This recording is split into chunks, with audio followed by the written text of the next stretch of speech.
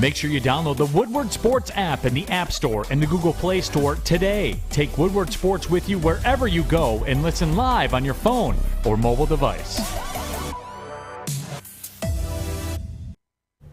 Good morning, everyone, and thanks for joining us on the Morning Woodward Show here on the Woodward Sports Network, also featured on The Roar on 99.1, 93.5, and 94.7 HD2. Good morning, everyone. Good morning. I missed you guys. Yeah, Easter Monday. How was your Easter? It was fine. That's it? Yeah. It's fine? Mm-hmm. All right, Jeff, how was your Easter? It was good, Adam. You guys are so Found some uneventful. eggs, I'm glad you you know? guys did nothing this weekend. Colored some eggs, ate some dinner. And that's really I what attended what it Easter came down functions for a total of 2.5 hours. Good or bad thing? Oh, great thing. Okay. Fish, how was your Easter? Oh, it's fantastic. See, this is the energy I'm looking for on a Monday morning. It was great. Watched a lot of sports. The golf was great. Golf went to a Yeah. You playoff. set him up to start talking about soccer. That was Just great. like- It's okay. Today's I don't Easter mind it. Monday. I don't mind as long as he's doing it enthusiastically. How do you not? Some incredible games this morning, by the way. Just fantastic. All right, now you're pushing How your do you limits. not? I don't care about the games from today. Talk me Well, through you the should. weekend, buddy. Well, that's part of the weekend. Easter Monday. It's a holiday. Let's celebrate. It's a holiday in what? England only? No, Australia. Canada, I think, celebrates it a little bit. That's why. You know what? That's why we left British rule that long ago. Easter Monday. Was I mean, the some reason. Catholic people celebrate it, but it's not like a day Nope. off like Good Friday is. Well, beyond that, I'm glad you guys all enjoyed your Easter. I hope all of you at home enjoyed your Easter Sunday as well. We got to get into Friday. We got off the show Friday morning, 10 o'clock, and the the first pitch for the Detroit Tigers wasn't too long after that. And later that evening, Spencer Torkelson, down 1-0, top of the 7th inning, hits a 2-run jack to send the Detroit Tigers on their way to a victory. My goodness, I cannot get enough of this young man. He is so damn good. He is so damn good. His swing is perfect. It's smooth. Okay, it may not be perfect. Let's not be too much this morning. But it's such a smooth swing. It's an effortless, I would say, an effortless go every time he's swinging at the ball. The ball just pops. He's trying to send that thing. Yeah, but it's And like it he's not works. even swinging, though. I know. You guys remember Gary Sheffield? That dude No used to effort. sit up there and steroid up his baseball bat, getting ready to hit it. I mean, you can tell when guys are trying to crush the baseball, and that's all they're trying to do. He's not the player Mike Trout is, okay? But damn, how effortless the swing is. I would compare that swing to Mike Trout. Just put them side by side. Homework project for all of you. Young Mike Trout. Young, obviously, Spencer Torkelson. And even look at Mike Trout now. He hits some 460, 440 dead center. The bat speed never changes. The hip rotation never changes. It's the same quality every single time. That's what makes a great hitter, by the way, consistency. This kid's going to be special, man. I absolutely love Spencer Torkelson. My goodness. Watching him this weekend, he was one of the few players to get ahead on Saturday, so that was good to see. Yesterday, obviously, the game was delayed because of inclement weather, but Detroit, you got a baseball player, and, you know, we were fortunate to witness Miguel Cabrera.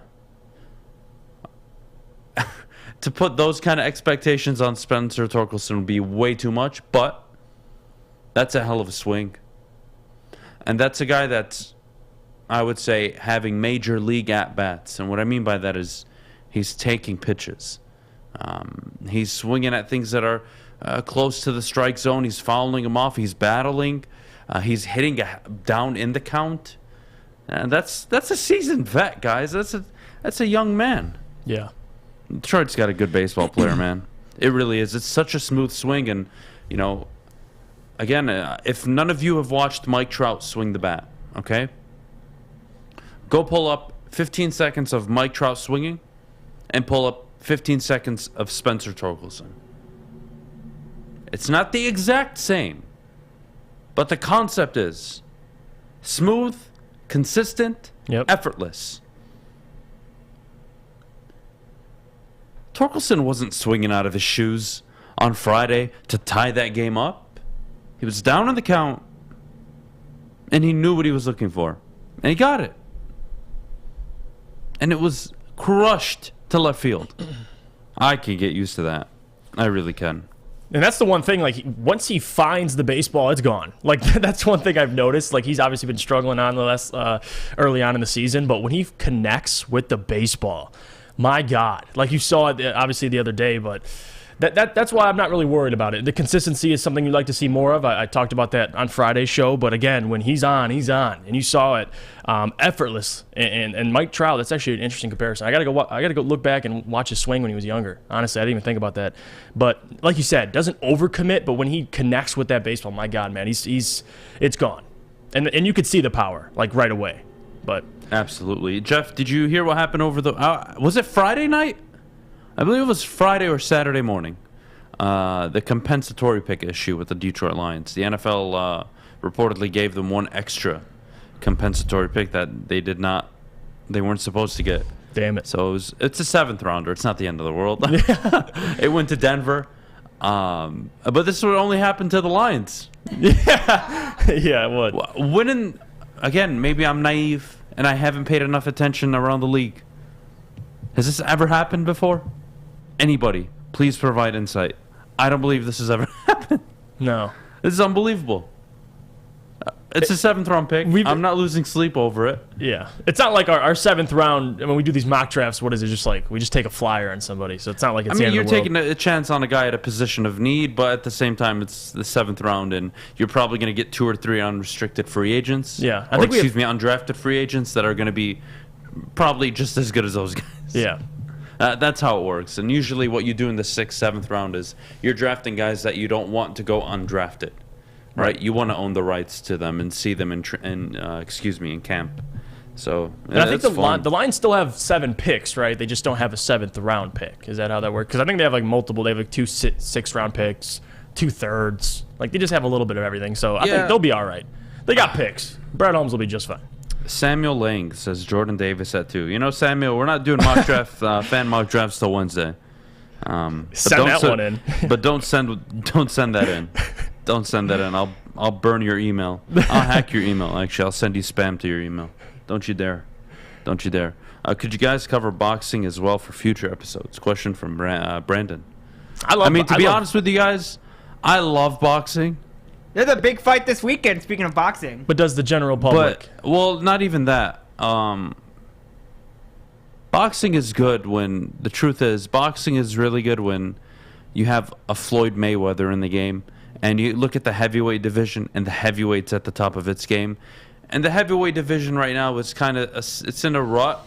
There's some really good fighters. You have the Gypsy King, obviously. You have Anthony Joshua. You have a lot of guys. You have Tyson Fury. You got guys, Deontay Wilder. You got guys, but again, you know what made boxing all those years ago was Tyson, right? It was all the heavyweights. Yeah, I feel like today's game is missing heavyweights. It's missing true sportsmanship in terms of at least trash talking. And everybody just fights, like, I mean, it's kind of how it is. They just fight scrubs now. Like, no one, you used to see, like, the best of the best go up against each other. Now, unless it's Deontay Wilder and Tyson Fury, no one's watching. And you're on social media and you see all these people like Ryan Garcia. Yeah. And it looks like a damn good boxer. And he's won all his fights. But can you name who he fought last weekend? That's the problem. And it's like these promoters are just getting them up to 15, 17, 20 and 0. And then maybe they take a top 50 fight. I don't know. It's embarrassing. But that's why we don't. I am excited, though. I am excited. NBA playoffs kicked off. Yep. Right? NHL playoffs kicking off a few weeks from now. That's going to be fun. Wings season will be coming to a close. Speaking of the Wings, they lost yesterday to the Florida Panthers. They got their asses kicked. Wow. Fish, I know you're upset about it. I will be the voice of reason on this desk today. No Blashill out. Florida is an amazing team. They were always going to get six-pieced. That is the reality, Fish. So chill the hell out on the Blashill out thing. It's unnecessary. I think everybody feels the same as you. But a meaningless game against Florida is not going to change or sway anybody over. I know, but you just look at other teams that Florida's played against. Do they score 6 on them? They do not. Yeah, but a team like So- the Red Wings, Fish, yeah, but they score. when Jonathan Yeah, but they Huberdeau doesn't played bottom score of a the point and table. you give up 6 goals, it just showcases how talented that team is. Yeah. I mean, So. same as Toronto, same as some of the Pittsburgh, same as some of the other teams. Yeah.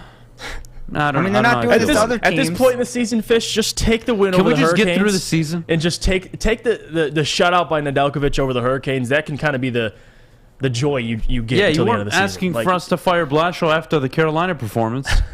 You jackass. Well, Stop being a jackass. These are people's jobs. I know the people's jobs. You're a jackass, Fish. He's been there for 7 years. Fish, What- I, you want him you're- to stay? Fish, you're not completely off. No, we don't want him to stay. You're not I'm not completely firing off. him because they lost to one of the best teams in hockey. No, Yeah. it's but it's happened multiple times. This is like the course. 5th time they've conceded 6 goals. That's kind of unacceptable, especially when you're not scoring more here's a than fun 1. rumor, Fish. Adam, would you listen to the rumors that the Red Wings should trade their first-round pick this year and other picks to try and trade up and select Shane Wright? No. I would not do that. Just your facial expression. Look, You just- no. Just no. What are the Red Wings? Who knows where they're going to be picking? Depends on how the lottery works out, but come on. Come on. You're not trading picks to move up for Shane Wright. And I trust Yzerman at whatever they end up picking. Yeah. Please leave me alone this morning. I don't want to talk about trading up in the NHL draft. Whatever Yzerman does, I'm on board with. I agree with Funky. There is nobody like Tyson Holyfield, Lennox Lewis, Tommy Morrison. Yeah, man. Those days are Those are- gone. yeah. The fighters, again, you have some great ones. You had the Manny Pacquiao, right?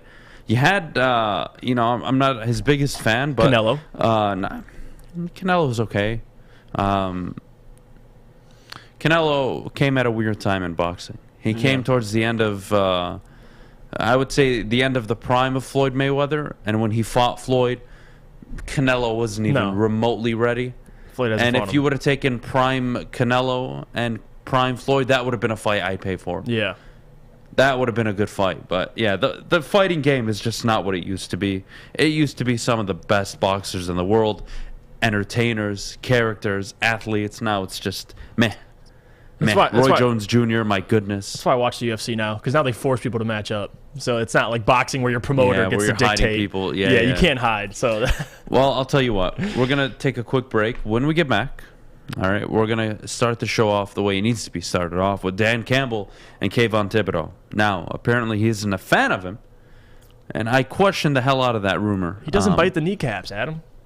Look, I'll get to my reasoning why after, but before I do, Kayvon Thibodeau's odds probably just went all the way up in a good way for you if you're betting on MyBookie. Guys, take the opportunity now to sign up for MyBookie using code Woodward, and they'll match your first deposit. The NFL draft is coming up. The NBA playoffs tipped off last night. Guys, take advantage of it. Again, MyBookie. Sign up today with code Woodward. Bet from anywhere, anytime using MyBookie. And as always, if you have a gambling problem, please call 1-800-270-7117. It took exploring 50 different formulas and hosting countless taste tests, but we believe Gypsy Vodka is the smoothest vodka on the market. Don't believe us? Ask the owners. We're Mike and Adam Kazanowski with High Five Spirits Distillery. We're in close to about 1,200 locations throughout Michigan. We wanted to create a brand that was geared more towards freedom, love, adventure, and at the end of the day, we really wanted to tell a story that inspired other people to take risks, follow their dreams, whatever that might be. The official sticker partner of Woodward Sports. When it comes to stickers and signage, think Sticker Genius. We support this local Detroit business, and we are excited to show you our latest project, the Planet Fitness Studio from Sticker Genius. If you need custom stickers, wall graphics, window graphics, and plenty more, reach out to our friends at Sticker Genius. We at Woodward Sports couldn't be any happier with the service they provided us. They were quick, easy to deal with, and super professional. Head to stickergenius.com today. Putting on a show here, and that's how you answer. We love our sports. We just wish they'd love us back. Detroit sports for Detroit sports fans. Woodward Sports. You have only 6 days left to take advantage of the Seafood Festival at Big Boy, so make sure you head on over. They're available at all participating locations, including a Friday night seafood buffet. It goes until April 24th. Catch it while you can. You got fish and chips, fish fry, popcorn shrimp, and pike perch. And don't forget, there is a new fish sandwich as well. So head on over to Big Boy for the Fish Fest. So many good options. Fish, I'm glad there's so many options for you. There is. When's the last time you went to Big Boy? With you guys in September. Oh, okay, cool. It was a good time. What? Friday night? Yeah. I think Friday night. You went Friday? Mm-hmm. Hey. Did you get the seafood buffet on Friday hell night? no. Oh, I why? got the hot fudge sundae. Why don't you eat me alive? You didn't get the clam strips?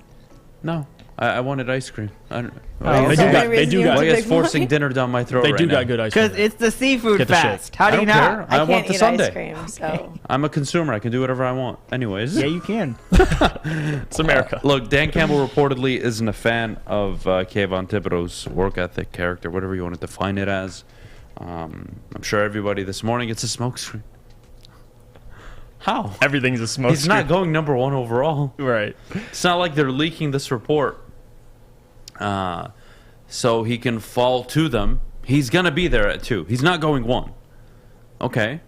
Well, why the hell would that report come out? Maybe Houston to pass on him? And Detroit? That way the Jets or the Giants end up with him? I don't know. Yeah, right. But you guys, how long have you been alive? Put your age in the chat. You should know better. I'm only 28, and I know better. You know how much BS comes out before the draft? We are officially 10 days Buckets. away from the draft. Next Thursday. By the way, we'll be down at the Brass Rail Live. That's going to be amazing and so fun. Having said that, get your stuff together. How much of this do you really want me to believe? I'm not entertaining it at all this morning. I'm really not. I don't think it's something worth freaking out over. This isn't a 40 time. This isn't a cone drill. This isn't the bench press. This isn't something I can evaluate with substance. An unnamed executive, of course anonymous, said that Dan Campbell, quote unquote, isn't a fan. Albert Breer, huh? Didn't Dan just say like a week ago that he wants a ready-to-play player, a guy who can come in and make an immediate impact? So I don't understand. Maybe he's contradicting himself a little bit, but he's not evaluating the talent. So I'm good. Dan Campbell might not be a fan of Kayvon, but what I do know is Brad Holmes bought 7 people to Kayvon Thibodeau's pro day. So clearly, if they weren't interested, that's the most, at least personnel, all the department, the scouting department, all the guys. He brought everybody, Chris Spielman, out to the Oregon Pro Day. So clearly, they're a fan of Kayvon Thibodeau. I think this might be more of just, who knows? I don't get the point of it.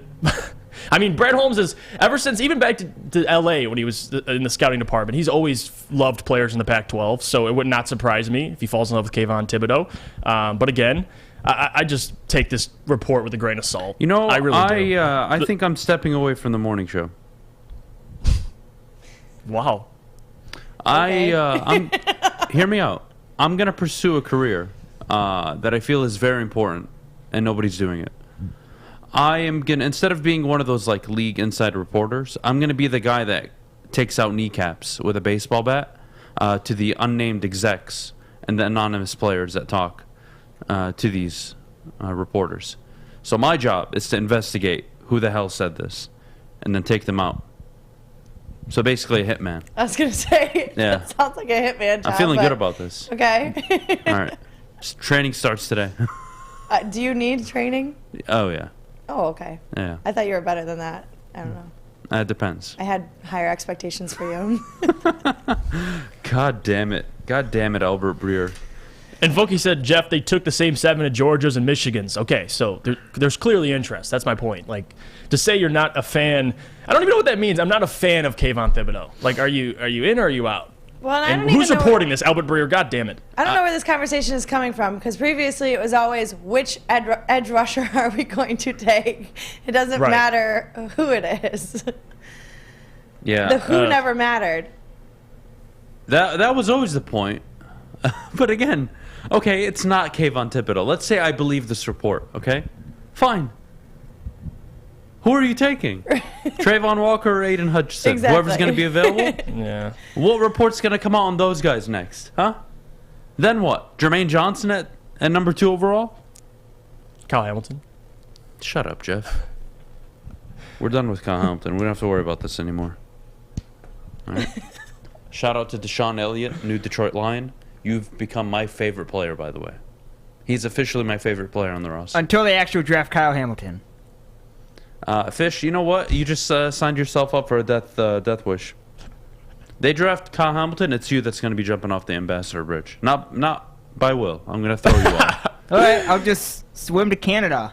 You won't swim to Canada. Why? I'm going to put chains on you. Oh, My God. okay.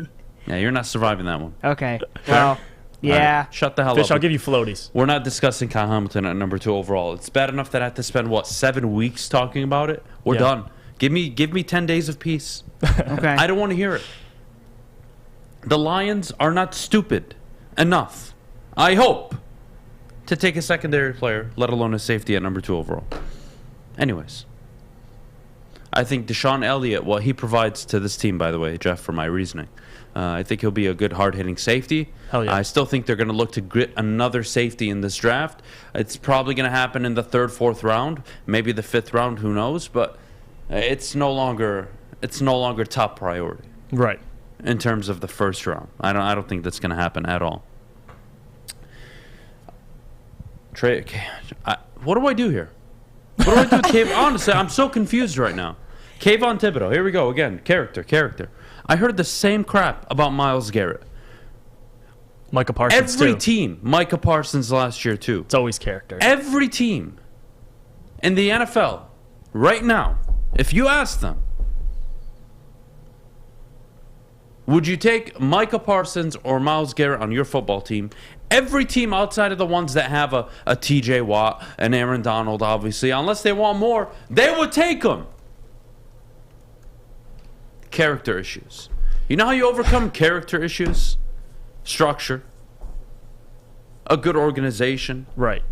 Very good coaching. And even beyond that, how much of it is even true? Why are we dogging Kayvon Thibodeau? I just want to know. Where's the off-the-field issues? I don't see them. Was he running away from cops? That didn't stop Baker Mayfield from getting drafted number 1 overall. Was he drinking his ass off in college? Mm-hmm. It didn't stop Johnny Manziel from going in the 1st round. Come on. And you know, Kayvon Thibodeau.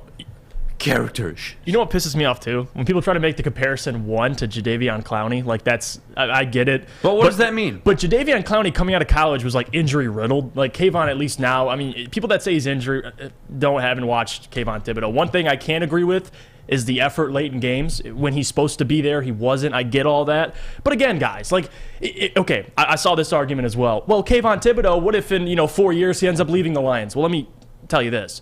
If you can get, let's say, Sue-esque production out of Kayvon Thibodeau for 4 years, I'll take that.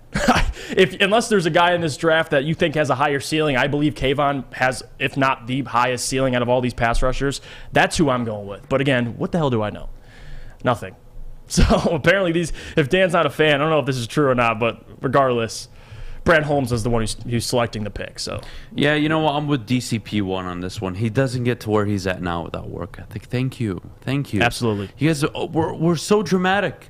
I'm telling you, I told you guys to put your age in the group. And a lot of people did. Chat. This is why. You should know better. And again, does that mean Kayvon Thibodeau is going to be a hit? No. Is it going to mean he's going to be a hit or a miss? No. There's no guarantees in the NFL draft. In the last 21 years, teams have hit 52% of the time with the number 2 overall pick. The number 2 overall pick, 52% of the time. It's difficult, man. And when these reports come out, again, I really want to embrace it and say, all right, what's going on here? What's the story behind this one? I'm not seeing the story behind it. No. It makes 0 sense unless the New York Giants or the New York Jets are interested in Kayvon Thibodeau. And they're hoping yeah, that's it right that there. these reports, these leaks from high-level executives sway the Lions and the Houston Texans away from taking the kid. And again, only your franchise will know how good he can be, what his work ethic will be, his character. Does it fit? They sent 7 people to the pro day. They've been breaking down Phil. They've interviewed him. He was just in Detroit, yeah. They've interviewed him. They know. And I promise you, if that report doesn't come out, the conversation this morning is, we're probably getting Kayvon Thibodeau at number 2 overall. Right. Do you like the player or not? This guy isn't Greg Hardy, all right? Oh, my God, yeah. Seriously. I mean, come on. What are we doing? It's got to be an opposing. If you miss on the consensus number 1 overall prospect from day 1 of the college football season all the way up until 3-4 weeks ago, what the hell are you supposed to do? To be honest. Forget you're a Lions fan. Just in general, any NFL team. Ryan Leaf was number 2 overall, so the Lions need to be careful. Dude, Ryan Leaf was such a phenomenal player. His problem goes beyond the football field and also on it. You have to understand, quarterbacks get drafted to horrible situations. Especially when they're drafted in the top 3. Yeah. Typically. Come on. I just don't get it. I don't get it at all.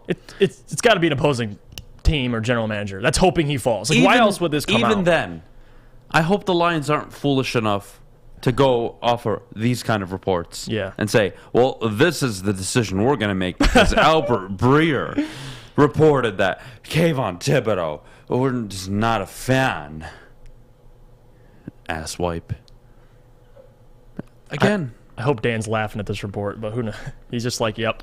Look, not a fan. Guys, I'm going to give you some life advice here. I hope you listen very carefully. You can have good work ethic. You can have great character. You can have a lot of skill. You can work hard every day. You can be the first one in the building, the last one out. Yep. You could do all the things in theory correctly or right. You could do all the little things. And there's still no guarantee that you will be successful. Now, does all that stuff increase your chances? Absolutely. But there are no guarantees in life. Just because you're 6'3", 220, and you run a 4.4 doesn't mean you're the next big-time wide receiver. It doesn't. There's so much beyond the game. There's so much... Again, Kayvon Thibodeau, what's the problem? He thinks for himself? He cares about his pocket? Whoa. Yeah. Sound the alarm? We have a criminal. How many players are in the NFL currently like that? I mean, come on. A.J. Brown, Terry McLaurin, and Deebo Samuel right now are going to be holding out for camp. Why? Because they want to get paid. Yeah. Nothing about them.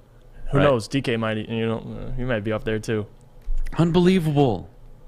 Unbelievable. And again, I have no issues with all this stuff coming out because I'm not going to take it seriously. Right. But don't overreact to it, people. All right?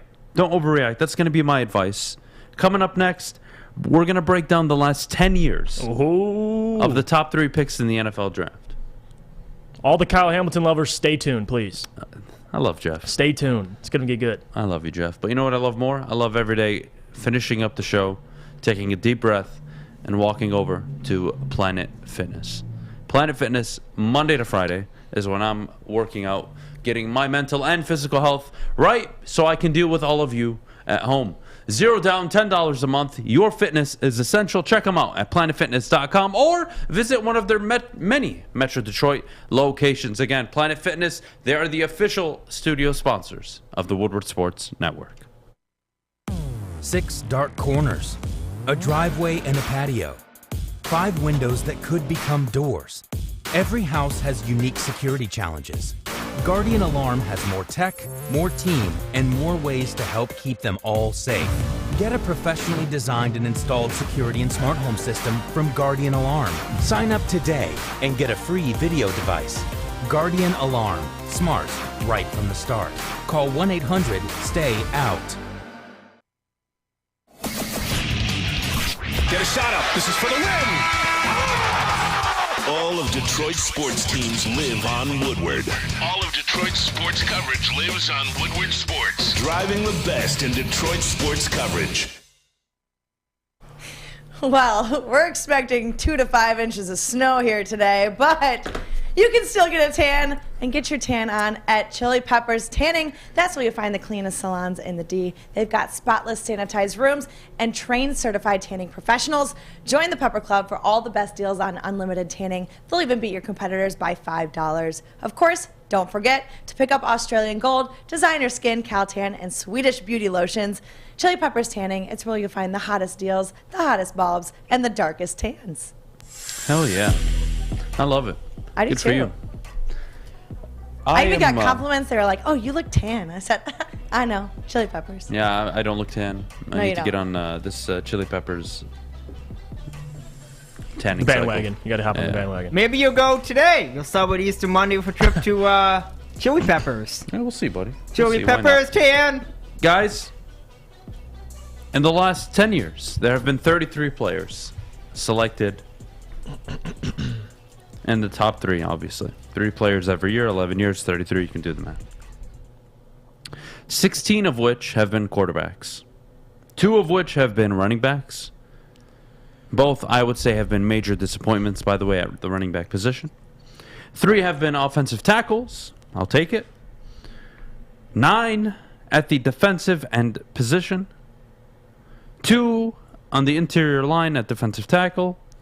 And, of course, 1 secondary player Oh, God. in the last 11 years. Don't go there. 1 player taken in the secondary in the last 11 years. Take a guess. Have at it. Have at it. I'll be here all day. Now, why is this important? Well, I'll tell you why. I'm going to name you the teams, or excuse me, the players that were selected in the top 3. And Jeff, feel free to just comment on... I can accept 3 answers this morning. I'll accept hit. I'll accept miss. I'll accept too soon to decide, right? Because Okay. obviously last year's draft class, it's not even fair to evaluate. But here we go. We'll start at the corner position. The only secondary player selected in the top 3 over the last 11 years. Anybody want to take a guess? He's got my name, doesn't he? Plays for the Detroit Lions. Shares a first name with Jeff. Yeah. Jeff Okuda. Yeah. So far, that is a miss. Yeah, that's a miss. Interior lineman on the defensive side. Defensive tackles. Marcellus Darius. I would say disappointment. Yeah. Disappointing. Quinnen Williams. Too soon to kinda- tell. He's been all right. It's been 3 years, but he's been good. I think he could still get a little It's better. not top 3 good. No, but not he's top still 3. young enough where I'm not willing to just throw him Right. away yet. Fair? Right. Here we go. Let's have fun now. Offensive lineman. Greg Robinson. Meh. Meh. Eric Fritcher, very good. Yeah. Luke Jokel, when healthy, was very good. Mm-hmm. Retired early. Running backs. Oh, here we Taken go. in the top 3 over the last 11 years. Saquon Barkley. That's a miss. Trent Richardson. Miss. Both are misses. Yeah. And Barkley is just a big disappointment. He's never available. He's always hurt. And you're realizing in the NFL, you don't need a guy like that to win. Congratulations, New York. Dave Gettleman got you again. Let's go to the quarterback position. That owns 16 of the 32 picks. Last year, Trevor Lawrence, Zach Wilson, Trey Lance in the top 3. The year prior, Joe Burrow. And then Kyler Murray. And then Baker Mayfield. Ugh. So we're going to do to be decided on the first 3. Burrow's a hit. Kyler's a hit. Baker's a miss. Baker is a big miss at number 1 overall. Yeah. Sam Darnold is a miss. Trubisky is again, it's a big miss. I would say miss. Because Mahomes went after him. Yep. Deshaun Watson went after him. And you traded up to get him Chicago when you had no business trading up for him. Context, that's a miss. Nobody was taking him. But anyways, Jared Goff, I would say, is a miss. Number 1 overall pick. Didn't last 2 full contracts with his original team. Traded, along with 2 first-round picks, for an obviously better quarterback. Jared Goff is a miss. Carson Wentz, miss. You see the theme here? Jameis Winston, miss. Marcus Mariota, miss. Blake Bortles got to an AFC title game, by the way, but he's still a miss. When you're taking that high, I expect you to be my quarterback for 10 to 12 years, and you be a Pro Bowl level quarterback, none of which the guys I named are. Right. Andrew Luck, hit. RG3, miss. Even though you can blame it on injuries, I don't care. He still missed. Yeah. And Cam Newton, I would say it's a hit. Yeah. He was your quarterback for 10, 12 years. That's MVP. what you want. When you draft a quarterback in the top 3, your expectation is you are my guy for the next 10, 12, 14 years, and I can win with you. 3 of the people on the list are going into their second year this year, so we can't determine it. Joe Burrow's a hit. Yep. Kyler's a hit. Luck's a hit. Newton's a hit. 4 out of the 16. And if you want to eliminate the other 3, 4 out of 13 were hits. That's not a good rate at picking a quarterback in the top 3, is it? Let's have some fun now. Let's talk about the position I have been begging each and every single one of you at home to understand how valuable it is. At the edge rushing position, at defensive end, the following players have been selected in the last 11 years. Von Miller. Hit. Deion Jordan. Meh. Meh. Jadeveon Clowney, disappointment. Dante Fowler Jr., disappointment. Yeah, disappointment. Joey Bosa, hit. Solomon Thomas, disappointment. Myles Garrett, hit. Nick Bosa, hit. Chase Young, hit. And if you want to say too young on Chase Young, be my guest. But he was injured last year. Yeah. And his rookie year, he was phenomenal. So take it for what you will. So out of the 9 players, 5 were absolute hits. And the others are still playing. A lot better odds than the quarterback position. Right. A lot better odds than a running back. And I feel, offensive lineman, defensive tackle, secondary. And I feel like if you're missing on a quarterback, you're missing. Like some of these, it affects your franchise for the years to come. Yes. Like some of these edge rushers are still playing for different places, but yeah, they're still misses. You got 5 out of 9. And again, Jadeveon Clowney had a good year with Cleveland. Right. He's just a miss considering. It is just, yeah. When I take you number 1 overall, yeah. I expect you to be a TJ Watt, a JJ Watt. Right. Myles Garrett, Bosa brothers, Von Miller, Aaron Donald. That's what I expect. You don't like it? Toughen up, Cupcake. That's how this league works. That's how the league works. And again, I told you, over the last 21 years, the number 2 overall pick has hit 52% of the time. What does that mean? That means you can miss 48% of the time drafting number 2 overall. And if I am investing the top 2 pick, what am I doing with that? I am taking the player that I believe is most ready, with the highest upside, that is extremely valuable to my football team and fills a hole. And to answer Michael Evans, his question, because he's such a lovely human. How many safeties? Michael said, how many safeties? None. 0. And only one team was dumb enough in the last 11 years. Take a corner. Excuse me. Only one team was dumb enough to draft a secondary player in the top 3. Wonder who that was. Do we need to revisit this conversation anymore? Do we? And again, if I'm Detroit and Jared Goff's not here, I'm thinking, man, I need a quarterback, and I don't know how I feel about Malik Willis. I don't know how I feel about Kenny Pickett. Right. And it's kind of a weird year. But you don't have to worry about that. You have a bridge quarterback, Detroit. You can shut the hell up and have a decent football team this year. Buckle up your seatbelt. Go get an edge rusher. Remember, magical line of cocaine right here. Yep.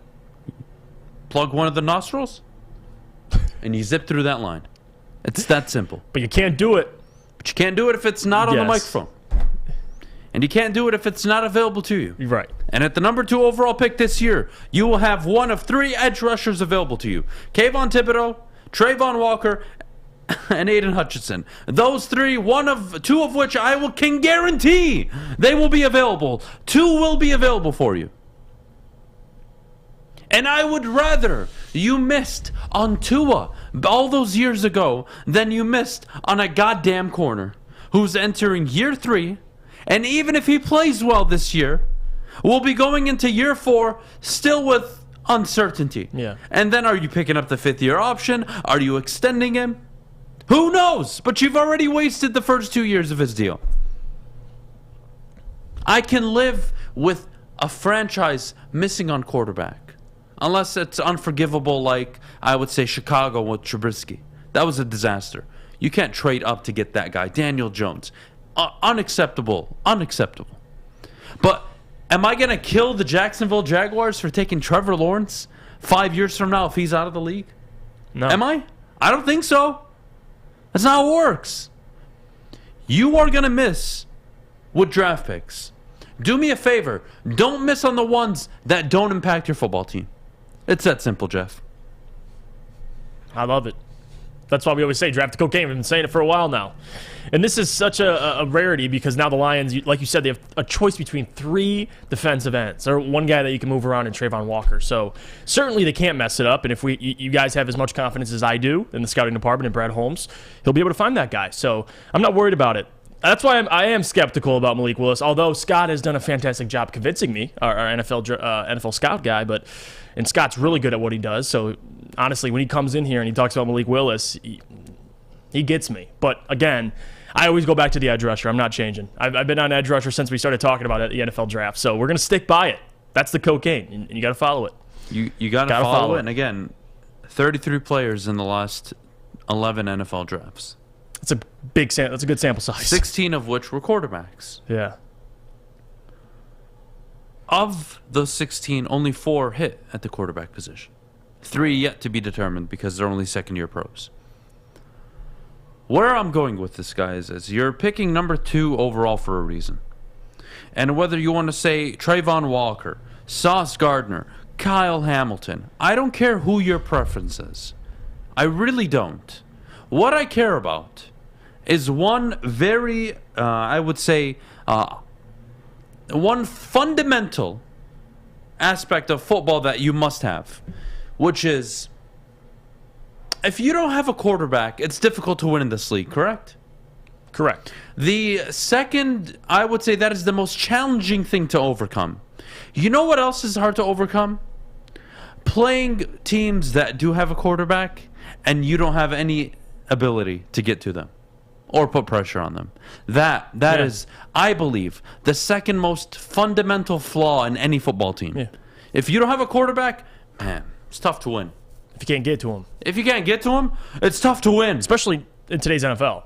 It's offensively driven. You got to get to the quarterback. Come on, guys. You got to. I don't think this one's hard. Whoever says Sauce Gardner at number 2, I swear to God. All right? I know people.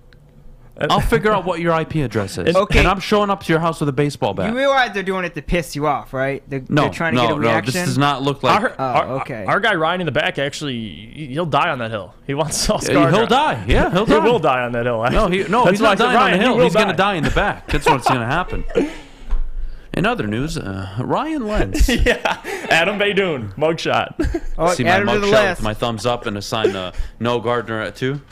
If I ever get a mugshot, it's going to say no to Kyle Hamilton and no to Sauce Gardner. Hutchinson at 2 and Sauce with I thought it was 32. Hamilton and Sauce back to back. Yeah, it was. Like it was 2 You might be secondary right. players. Yeah, he's an asshole. I'll figure out where you guys live. And I like Sauce. I'm not messing around. Like, you can't. It's not like you can't like him. I love him, but at 2 guys, come on. Like, we just went through. Forget positional value. Forget the idea that picking number 2 overall means something. Okay, then I'm still not. What do you want? You want the best player on the board, right? Right. In theory. Okay. Let's say Sauce Gardner is that in your opinion. Okay. Fine. If I give you that position, if I'm willing to meet you halfway and say positional value doesn't matter, but You still have to take a player. Be my guest. Do you take Hamilton or Sauce? You know why you don't? Forget positional value. Go back to the basic foundation, the core ABC 1, 2, 3 of football. Protect the quarterback. Get to the quarterback. Trenches. Battle at the line of scrimmage.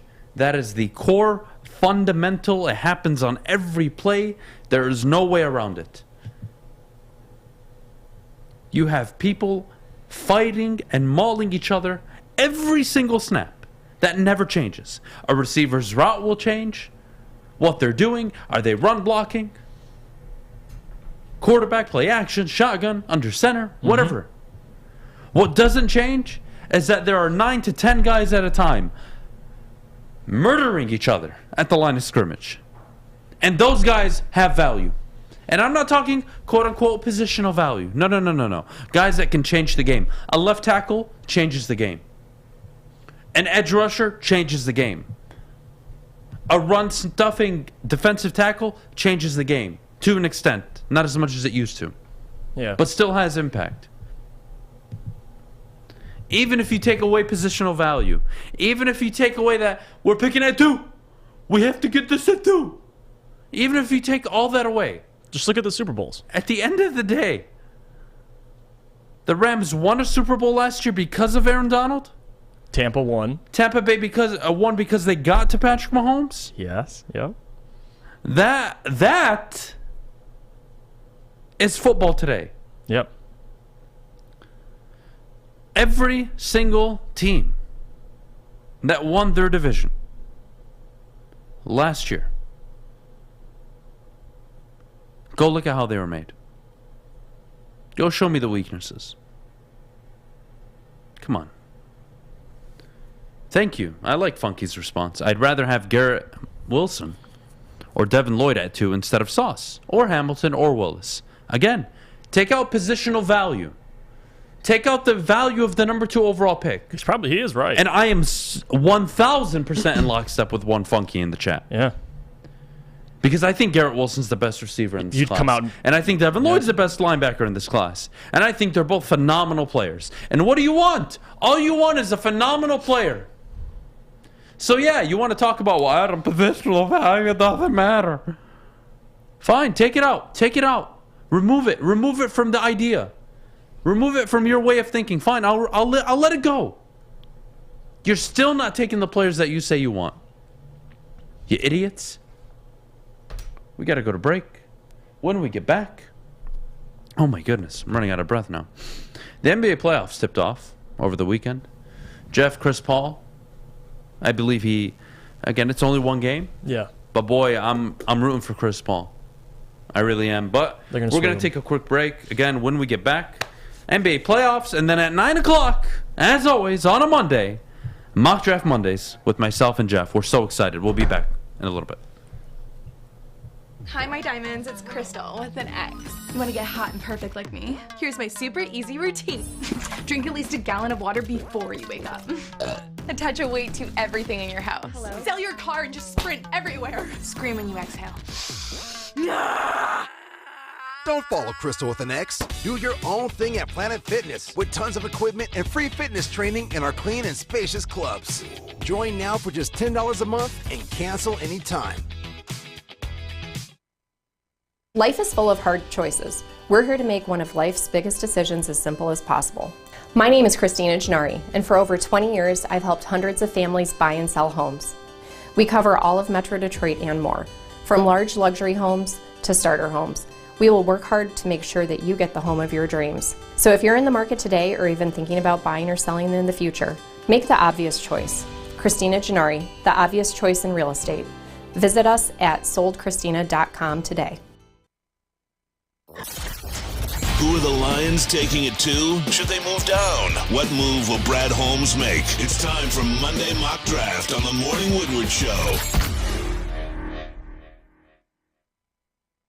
Well, if you're looking for something fun to do this week, look no further than the Fulling Warehouse in Hamtramck. That's home of the original football bowling pin game called bowling. Host your corporate party, team building event, or just come in with family and friends. There's 2 ways to play. They've got $10 unlimited open play, or you can reserve a private lane for just $120.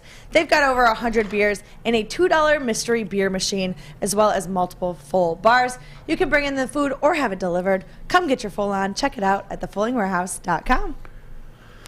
Oh my goodness. So I was pretty glued to the TV over the weekend for obvious reasons. You were watching the Michigan Panthers? You know what? I'll give it 1 minute. And that's all I'm going to give it. They lost. It's fine. Just to make a point. Shea Patterson is ass. To all you Michigan fans that said, oh, that guy came in and changed the trajectory of our program. You're an idiot. You were 10-3, 9-4 in spite of Shea Patterson. But anyways, moving on from that point, he was butt cheeks, as expected. I'm tired of the Jeff Fisher slander, even though it's well-deserved. The guy was an elite coach. Super Bowl, I want to say they lost in the Super Bowl when he was the Titans head coach to the Rams, I believe. Guy's a good coach. Now he's in the USFL, and people are giving him crap for losing. It's fine. I'm just saying I'm never, ever, ever, ever, ever. Mark it from now. Okay. Yeah. The USFL will never be discussed ever again. I don't care if Jesus Christ came down and played quarterback for the Michigan Panthers. I don't care. I'm not interested. It sucked. They're slow. They are sloppy as hell. Okay. They have no idea what the hell they're supposed to be doing. They can't run a route if their life depended on it. They can't. It's just a disaster. I wanted to vomit. I gave it 10 snaps. And I didn't even watch Shea Patterson fumble on himself. Thank God. I gave it 10 snaps, and I was like, this is awful. Okay. They allegedly had 3 million viewers. You're not getting endorsed by me. Yeah, the they got worst. 3 million on their first game. I don't care. And they will never come back. Okay. It was awful. That was 3 million people that will never get an hour or two of their lives back. Well, they watched Saturday's game, so they'll be back. Maybe not the people that watched yesterday, but the people that watched Saturday, they'll be back. Yeah. Horrible product. The camera work sucks. That stupid drone shot that stupid drone shot on the field goal. It's a goddamn field goal. It's not that serious. The only thing I enjoyed was hearing the play calling. That was it. Yeah. And that was It was confusing though. The players breaking down the play. Yeah. Very cool. Yeah. That's sweet. I'll give you that. One good idea. They had the coach. One good idea. They had the coaches too. Everything else sucked. No, I thought it was distracting, to be honest with you. Okay. I'm a fan of the current broadcast format. Okay. Show me a good broadcast done that way, fine. Maybe I'll consider it. That was not it. Again, we're done. USFL is over. It will never, ever, ever be discussed on this show again. By you, clear? Maybe by me. Good. We're moving on. NBA playoffs. Jesus Christ. There's some good games yesterday. There was. The Nets blew. Yeah. They blew game 1. Yes. Up 1. Few seconds remaining. Kyrie was just. How, in God's name, Jason Tatum gets a free run to the basket off the ball. Yeah. It's beyond me. But they won the game. And it was a hell of a game, Jeff. Kyrie went off his first game in the Garden, I believe, in a Nets uniform. Correct me if I'm wrong. That was a big deal. He showed up. And if anything, KD was a little disappointing down the stretch.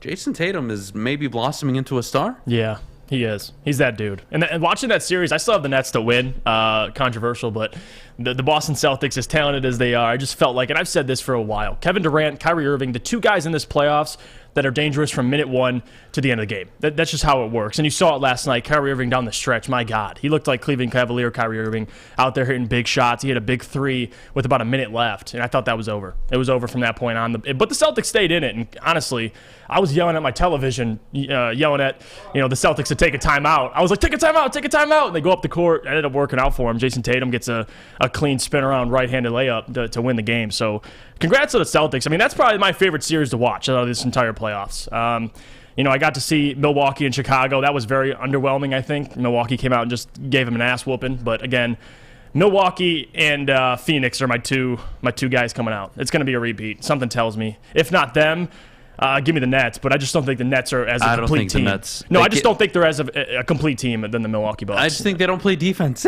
Yeah. And you saw it. And you saw it at the end. Mm-hmm. That is unforgivable.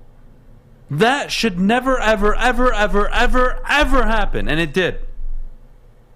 Brooklyn's not going far. I don't care how talented they are. Right. They can't play defense. Miami stifled Atlanta. Milwaukee, Chicago was an ugly game. By the way, speaking of betting over the weekend.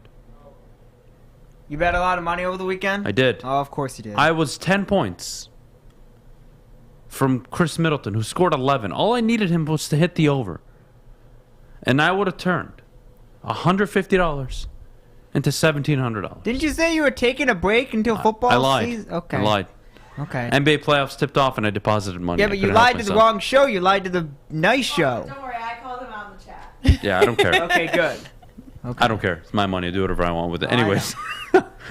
Chris Middleton, 11 points. Yeah. If he would have gotten 21 points, I'm buying lunch for everybody at the network. And look, he costed everybody lunch today. So Chris Middleton is public enemy number one, but Milwaukee won, and I think they just showed that they're not losing the series. No. I don't think they're losing a single game, maybe up until the third round, conference finals, to be honest with you. They only gave up 86 points. Yes, they only scored 93. But that doesn't... But they can play any kind of game. Yeah. You want to go up for 120, 125, 130 points? Bet. We'll hit the three. Oh, tough it out game? All right, we got this. Milwaukee can win in so many ways. And the team that impressed me the most, even though their opponent wasn't the strongest, was the Phoenix Suns. Chris Paul down the stretch was why 4, 5, 6, 7 weeks ago, you asked me who my MVP was. I said Chris Paul needs to be in the conversation. I know he missed a ton of games. That's why. I know Phoenix are a complete team now. That's why. Yeah. And Chris Paul, if I may, just for a minute. Chris Paul, all his career, what has he done? He's won. He's never won the championship. He's never gotten to the finals. Except last year, but he's always won at a high level. Charlotte made them relevant. Well, it was the New Orleans Hornets at the time, so whatever. We'll get over it. I get what you were saying. Goes to the Clippers, deals with Balake and DeAndre Jordan. Gets them to multiple 55-plus win seasons. Yeah.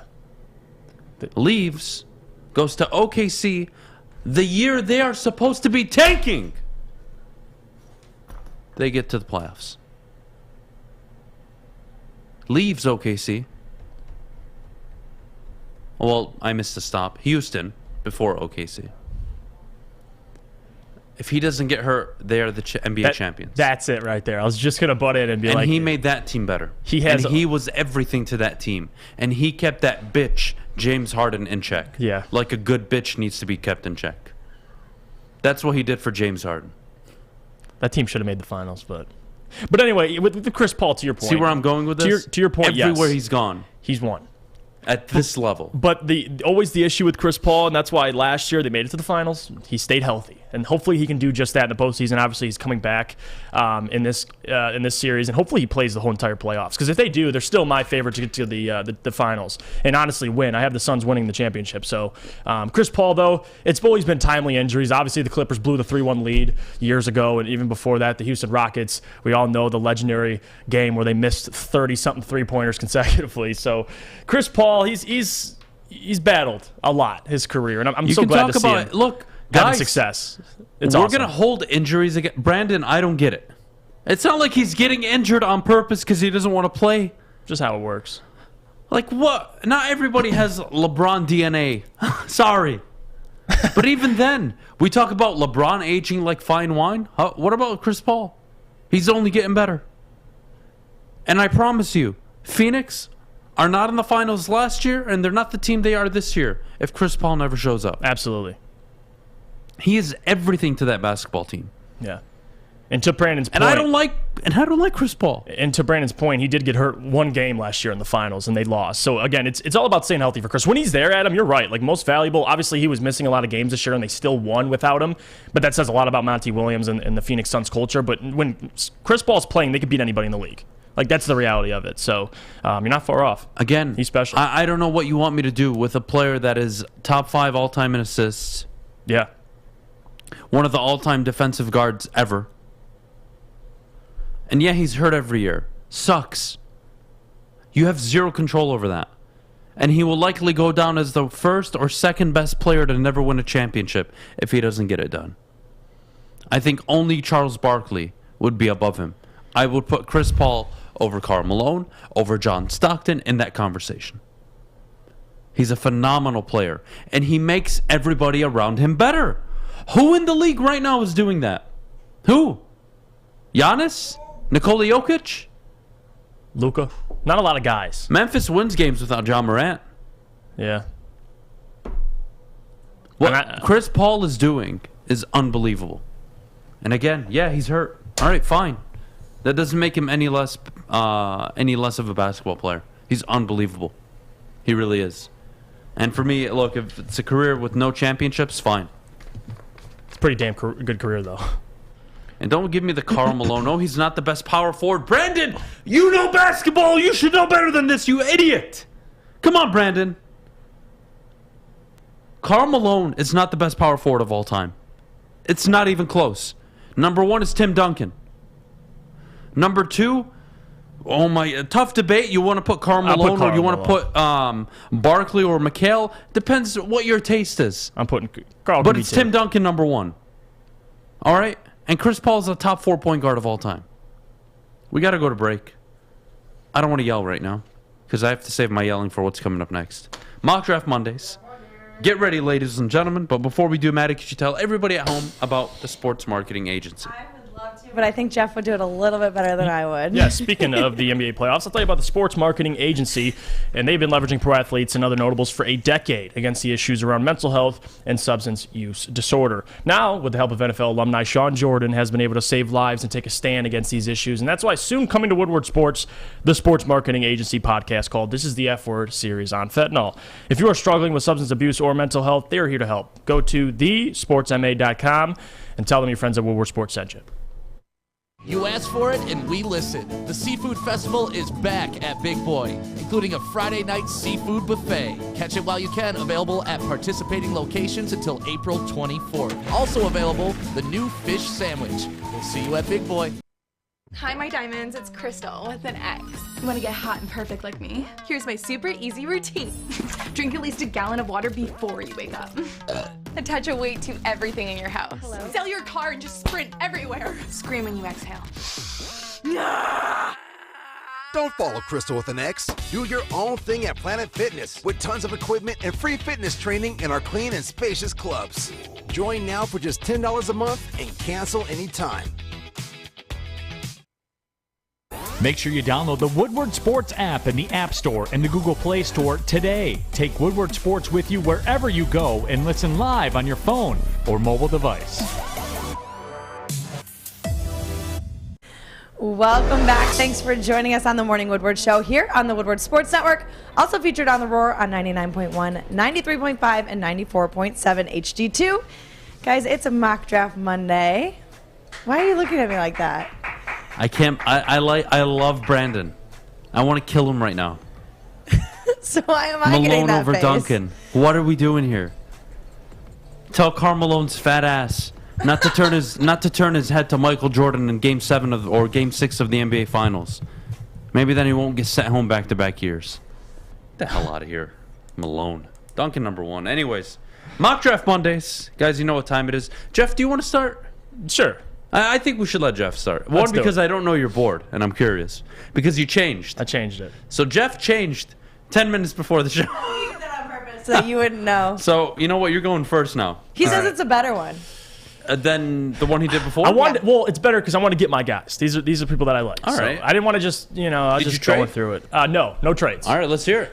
Let's get it. All right. In the first round, though, I made an interesting decision. I want to get your opinion on it. Went back-to-back edge rusher. Kayvon Thibodeau at 1. Thibodeau. 32, I went Boye Mafe. Obviously, you want that fifth-year option. 34, I went Jaquan Brisker, someone that I've been high on ever since we started doing these. I like Jaquan Brisker. Now, you could find a very good safety later on in the draft. Kirby Joseph is another guy that I've been selecting in a lot of my mock drafts, but I chose Jaquan. I like Jaquan. Still was able to address the linebacker position at 66. Took Brian Asamoah. out of Oklahoma, and I just think that's great value. You take him 66. I waited to take a wide receiver because I was still able to get my guy, David Bell, out of Purdue. That's my wide receiver. That's the guy I've been high on. You could still find him late in the draft. He could be another Amon-Ra St. Brown. You find him, deep in the third round, and he ends up being productive. So give me David Bell at 97. Walk me through Jaquan Brisker. Jaquan is somebody that I feel the Lions, especially Aaron Glenn, can use in a lot of different ways. He's built like a linebacker, number one, incredibly physical. Now the injuries, he's had a couple, small injuries in college. Again, you'd like him to be healthy, but as an athlete, I think he would be a dog on the Lions. So I like Jaquan Brisker, obviously one of the best safeties. I wanted Lewis Seen, but he was gone. So went after Jaquan Brisker. Either one is good for me. Hassan Haskins, 5th round, I get it. Doesn't make a lot of sense. But again, you get a power back. Jamal Williams is on his last year of his contract. So why not bring in a guy, hometown Michigan, Hassan Haskins? He can come in and kind of be a backup running back, a power back that the Lions do need. So in the 6th round, I took Nephi Sewell, another guy that I've been taking a lot, especially late in the draft. That's a linebacker that I get it. He is Sewell's cousin, or he's related to Sewell. But that's not why I took him. I mean, he was that other. Everyone looks at Devin Lloyd. And as productive as Devin Lloyd was, and he's, if not the best linebacker in the draft, Nephi Sewell was over there, and he was getting the job done as well. So Nephi goes in the 6th round. I take him. And then, obviously, Lucas Krull. I mean, you guys can – I just wanted a tight end. I mean, I don't really have anything to give you on Lucas Krull. You can take any tight end you so desire. But these are the positions I felt the Lions have to draft. All right, I took 2 edge rushers, 2 linebackers. I only took 3 offensive positions. 2. I took a wide receiver, a tight end, and a running back. Or 3. So that's really it for me. I was happy with this draft. I got guys that I like. Boye Mafe is another guy that I've loved for a long time. I mean, you got 2 edge rushers. You got to get after the quarterback, draft the cocaine. So I'm good. Those are my guys. I have one issue. What's up? I don't know how I feel about Brian Asamoah at 66. Feel that board can change in a million ways. The problem is you addressed everything you really wanted. Right. 2 edge rushers in the 1st round. I wouldn't complain ever. Boye Mafe and Kayvon Thibodeau. Sign me up. My concern is the Lions are going to be playing a lot of single and 2 linebacker sets. Right. They have 3-4 linebackers on the roster. And I think they'll still draft one. The problem, I don't see them wasting. I wouldn't say wasting, right? I would say I don't see them spending 2 draft picks on 2 linebackers. 1, absolutely. Right. And again, it doesn't have to be Brian Asamoah is the pick issue. It could be the Nephi Sewell pick. That's probably more of an issue to me. Is maybe that 6th round pick is a corner instead. Maybe you go for Kaylon Barnes. Maybe you go in a different direction. But I think 2 linebackers, too much. I think the only position you can double dip on is edge. I would say that's it. Yeah, in my opinion. And this is my thought process going in. My approach in the 6th round was to take the best player available, and I thought Nephi Sewell. At least one of these linebackers are going to work out. You took 2 linebackers. I get it. You overdid it. But I just have more confidence in Nephi Sewell in the 6th round. I feel like Nephi Sewell and Lucas Krull are 2 guys that I took that are just kind of flyers. Like if Brian Asamoah for whatever reason doesn't give you the production, maybe Nephi Sewell comes sucks, by the way. They gave you a C-. I give you an A+ on Krull. Yeah, I don't know. I'm like, they just hate Krull. He's a 6th round draft pick, 217. They gave me a effing C-. But yeah, I get it. I mean, I honestly just took the best player available. I was looking at the corners. But the guys available was Zyron McCollum. There wasn't a lot of guys I felt confident in, and I just took Nephi. So that was my thought process. You're going to be surprised. I avoided safety with the first 3 picks on my board. And you can do that. I did that a couple times. So yeah, I still a lot took of good safety safeties later on. But to your board, again, I'm nothing but compliments. I think I'd say an A board. Yeah. I give it an A. Got my guys. You got 2 edge rushers that I think are going to be phenomenal. You got a safety that is a hard-hitting, damn good safety. Good. Love it. Love to see it. A wide receiver, David Bell, you're in a very similar position to me in terms of my board, which we'll get to later. But because he's got to work out. Yeah, essentially. I feel like I only took 1, and it's David David Bell. Who are you Bell. taking at 32, right? Who are you taking at 34? You're taking Mafe at 32. Yeah. So is Brisker swapped out for a receiver, and that makes maybe more sense to you? Yeah, it was Jahan Dotson. It was both Penn State guys, Jahan or Jaquan. I went with Jaquan Brisker. Yeah, I think you take the safety there. Okay. All right, I think you take the safety there. I'll give you I'll give you an A. I do have a question. One more question though about your board. Mm-hmm. I'm assuming Aiden goes number 1, correct? Yeah. Okay. What's the conversation if Trayvon Walker goes number 1 overall? Is it instant Aiden Hutchinson for you? Or is it I'm passing, or I'm not sure, or I'm probably looking to trade back now because that pick became more valuable? What's the mindset if Trayvon goes number 1 overall? And number 2, what do you think of Trayvon Walker number 2 overall instead of Kayvon Thibodeau? So to answer the first question, my thought process with Aiden Hutchinson is, obviously, we just went through the statistics on recent top 3 picks. You have to get a guy that you know is going to work out. And in my opinion, Aiden's always been that guy. He's the most ready-to-play edge. Now, he might not have as high as a ceiling as the other guys, but Aiden would be my choice, no doubt about it. I know what I'm getting with Aiden Hutchinson. Absolutely. A lot of guys, you don't know what you're getting. And to answer the other question about Trayvon Walker, as much as I'm in love with that prospect of Trayvon Walker, I don't know if I'm in love with the player. I mean, that's kind of the issue I'm having with Trayvon. He's had, what does he have, a 10% pass rush win rate? So with Trayvon, it kind of has to be the potential. I mean, you see potential in Trayvon Walker, but again, I don't want to take a guy at 2 I see potential in. I need production. And in my opinion, Aiden and Kayvon are 2 guys that are going to come in and give production. Trayvon, and people get this confused. He's so good against the run. Go look up how he was against the run. He wasn't very good. So there's obviously a lot of misconceptions with these guys. I'll take Aiden though to answer the first question. Oh, no doubt about it. I know about misconceptions. People tell me that Kyle Hamilton's great at getting to the quarterback. Never recorded a single sack at Notre Dame. Yeah. But he can get to the quarterback, right? We'll play him out of position. And people like to, don't you think Jordan Davis in the middle had something to do with that run? I mean, maybe I'm crazy, but Jordan Davis would be a guy if you want to stuff the run. Trayvon Walker, I'm taking him to get after the quarterback. You're considering Jordan Davis at 2? No, I'm just saying. Like, if you want to give credit to Trayvon for stopping the run, you better give credit to Jordan Davis, that beast in the middle who was doing most of the work. But taking those double teams. Georgia's just built. They're so stacked. It's hard to really evaluate them. But yeah, I'm sticking with Kayvon. That was my guy. Yeah, look, again, Trayvon Walker has all the tools, right? He's got the size, the versatility. Scouts love that. Teams love that. And do you blame them? I don't. I get it. I get why you'd fall in love with a player like that. But for me, Jeff, it'd be a hard pass for me. Yeah. I don't think I'd move off of Aiden Hutchinson if he was available at number 2. I think that's a tough one to justify, and I think it's tough to justify not taking Kayvon Thibodeau at number 2 if Aiden goes number 1. I think they work hand in hand. You're going to get one of the 2 best edge rushers in the draft. Now, whether you believe there are guys later on in the draft that have more potential, that's fine. The board may not even work out the way it's projected to be. Not may, it won't actually, because that's how it never works. Anyways, we will take a short break. When we get back, I got my mock. And I took a quarterback at number 32. And I think it's going to surprise everybody. No, it's not Sam Howell, by the way. Oh, God. That's insulting. I would never do such a thing. Baker Mayfield 2.0, that doppelganger, all right?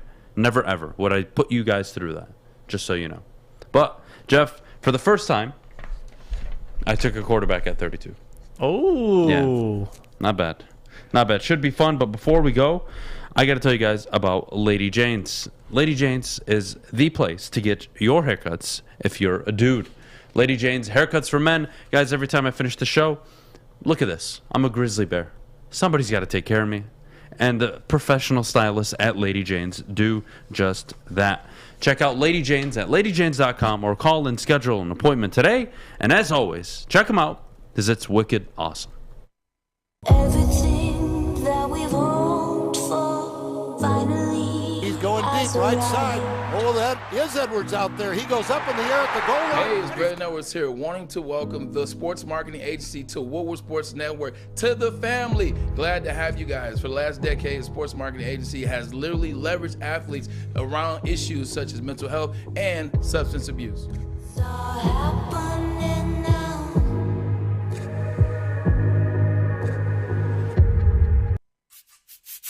You don't have to go to the beach, man.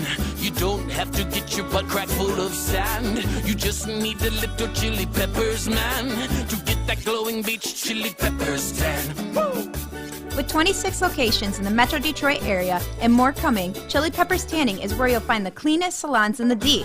Join the Pepper Club for the best deals on unlimited tanning. Head to chilipepperstanning.com. You just need a little chili peppers, man. Putting on a show here, and that's how you answer. We love our sports. We just wish they'd love us back. Detroit sports for Detroit sports fans. Woodward Sports.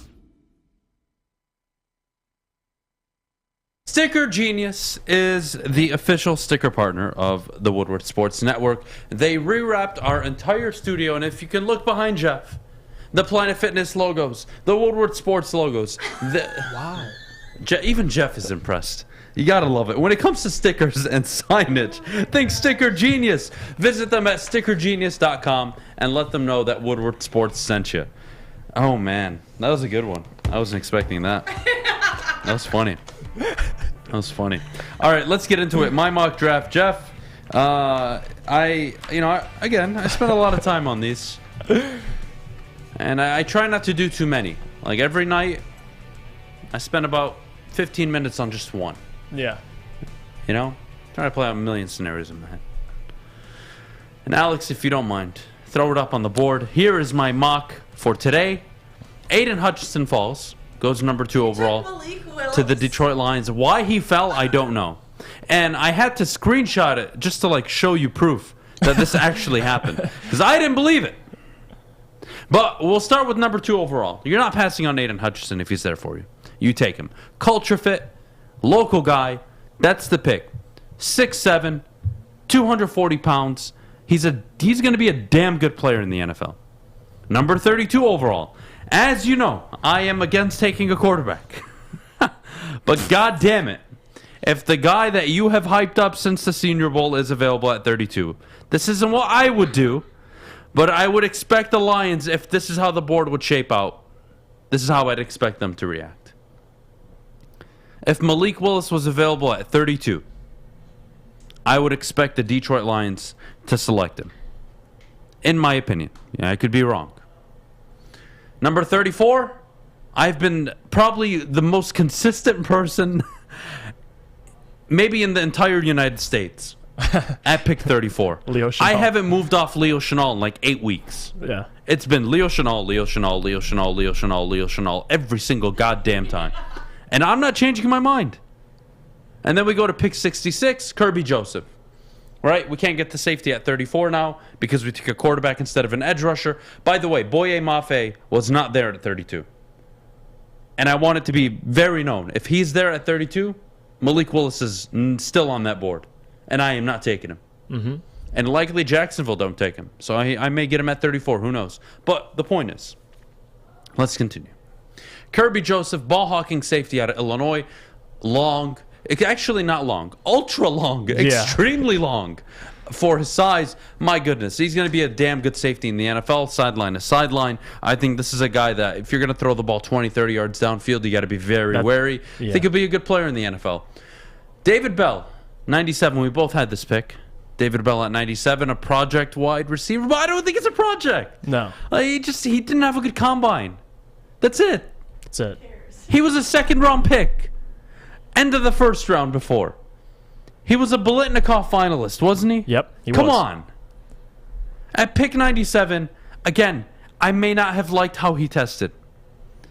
He was doing something right on the football field in college. Watch the tape, yeah. Give me David Bell at 97. Pick 177. Fresh legs, baby. Yes. This is the common theme. I've done it in every draft, whether it was James Cook and now either Hassan Haskins or Ty Chandler. In this scenario, Ty Chandler, running back out of North Carolina. I like the pick. We go tight end at 191. And then, Jeff, we finish it off with Adam Anderson, who, that's a tricky one because of his situation. But you're taking a flyer. I mean, that's kind of it's a 7th-round pick. What do I have to lose? And I probably don't have to draft him, and I can invite him to camp and whatever. It doesn't matter. If you guys want to talk to me about a 7th-round pick, I know. I can't help you. Unless Tom Brady's somewhere in there. I don't know. Yeah. You tell me. But that's my job. He works out. He works out. What are you giving me? I'm gonna give you an A. I love it. The fact that you got two guys that I'm kind of back and forth on and been for a while, like even Malik Willis at 32 and Hayden Hutchinson at 2. Like that's a damn. You got the 5th-year option on Malik. He doesn't have to play, and you get 3 to 4 guys who are gonna start week 1 or play week 1. I love it. I mean, that's what you want in a draft. You got multiple starters. You got a guy that is going to sit behind Jared Goff, and I like it. And again, that doesn't fit my timeline. And if he's not there, and let's say you have, like on your board, Boye Mafe available, it's probably the direction I'm going. But, damn, it's tough for me to envision, given all the talk that's been surrounding Malik Willis and the Lions. It would be impossible for me to do a board where he's available at 32, and I don't take him. I think the Lions would do it. I really believe they would, even though I don't agree with it, and even though I don't believe it's part of their timeline. I think next year's the year to go all in on a quarterback. But again, you guys choose not to listen to me. I was reading a report. I think it was someone talking about it. I think it was Joel Klatt talking about how the Lions could possibly use 32 and 34 to move up and take whoever's falling, whether it's Nakobe Dean, whoever it is, Malik Willis. Do you see that scenario possibly happening, or we have to wait till draft time to see who's falling? Say that one more time. I was listening to Joel Klatt. He said the Lions look for them to possibly trade 32, 34, and if they can move up and take Malik or Nakobe Dean, whoever it is. Do you see something like that happening, or does that have to happen on draft day to see who falls and who's there? Like, do you see those picks being packaged to move up? No, they're just staying pat. Take too them. many holes. Yeah, no, you're right. And again, I don't agree with the quarterback play. But if Malik Willis is there at 32, God damn it, that's tough to pass on. You would be an idiot to pass on Malik Willis at 32.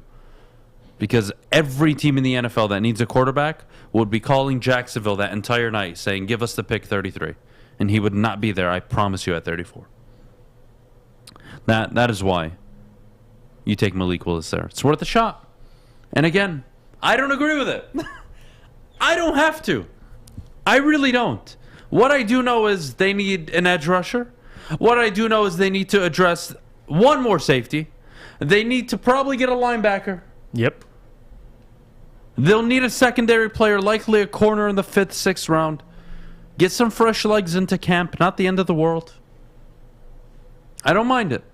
Would I have loved to have taken, like you did, Boye Mafe at 32? Absolutely. But look, to be honest, Jeff, these mock drafts are interesting. These mocks are interesting, but I don't see Mafe going past 26. Yeah. 27. I was shocked he fell to me at 32. Yeah, that's a player that you just keep looking at the film. You keep looking at him more and more, and you just start liking him more and more. It's just one of those guys that are going to get taken in the top 30, I think top 28. One guy that fell to me, I did it twice, was David Ajabo. And I thought, you know what? Okay. If you're going to take a chance on him, take him at 32. Where are you taking him? Because you get the Where are you taking him? In my opinion, if you take him at 32, you get the 5th-year option. So, I mean, there's a lot of untapped potential with David Ajabo. Obviously, he started football late. He has the Achilles injury. But if he can reach the potential, at least we've seen this year, because at Michigan, he didn't play every down. He only played on passing downs for his ability to get after the quarterback. So, I wouldn't mind him. But again, I took Boye Mafe in my draft because that's a for sure product, and one of those guys is going to be a beast, if not both. So yeah, a lot of mixed reactions to the quarterback selection. Some people aren't sold on next year's quarterback class. You know what? I think that's fair to say. I also have to say that this past season we saw 5 quarterbacks go in the top 15, and we have question marks about a lot of them, even the ones that had success. Guys, I will say this one more time until the NFL draft. This is the last time I repeat myself up until the draft. Quarterbacks are impossible, outside of a given few, to hit on with a consistent level of success. Impossible. Andrew Luck's happened. Joe Burrow's happened. Right. It happens. Your Peyton Mannings. It happens. Matthew Stafford hits. You get a guy, he takes you to playoffs the third year. Good. Okay, fine. If drafting a quarterback was so easy and you knew, you would be one of the highest paid executives in the NFL right now. And every team would have a quarterback right now. Quarterback isn't just he has the arm strength, the accuracy. He doesn't have accuracy. He's mobile. He's not mobile. He has high character. He has low character. He can process a lot of information. He struggles to process. It's a million things. On top of all of that, it's what you're surrounded by, your organization, your coaching staff, the belief they have in you. Don't believe me? Look at Joey Harrington and Steve Mariucci's relationship. There's so much more to drafting a quarterback. So much more than just his ability, his potential. That I think is what we're missing completely. Some say this draft blows. Again, no. I think there's a lot of good players in this NFL draft. I really do. Yeah. I really do. And look, I don't think it's top heavy, but if you think it's worth taking a flyer on a quarterback this year, what I would say is, can we all agree in the chat that Jared Goff is a bridge quarterback? I would like to see you respond, please. Seriously. No, I really want to know. I want to know where everybody in the chat is, everybody listening in and watching right now. I want to know their opinions of Jared Goff. Can we agree he is a bridge quarterback?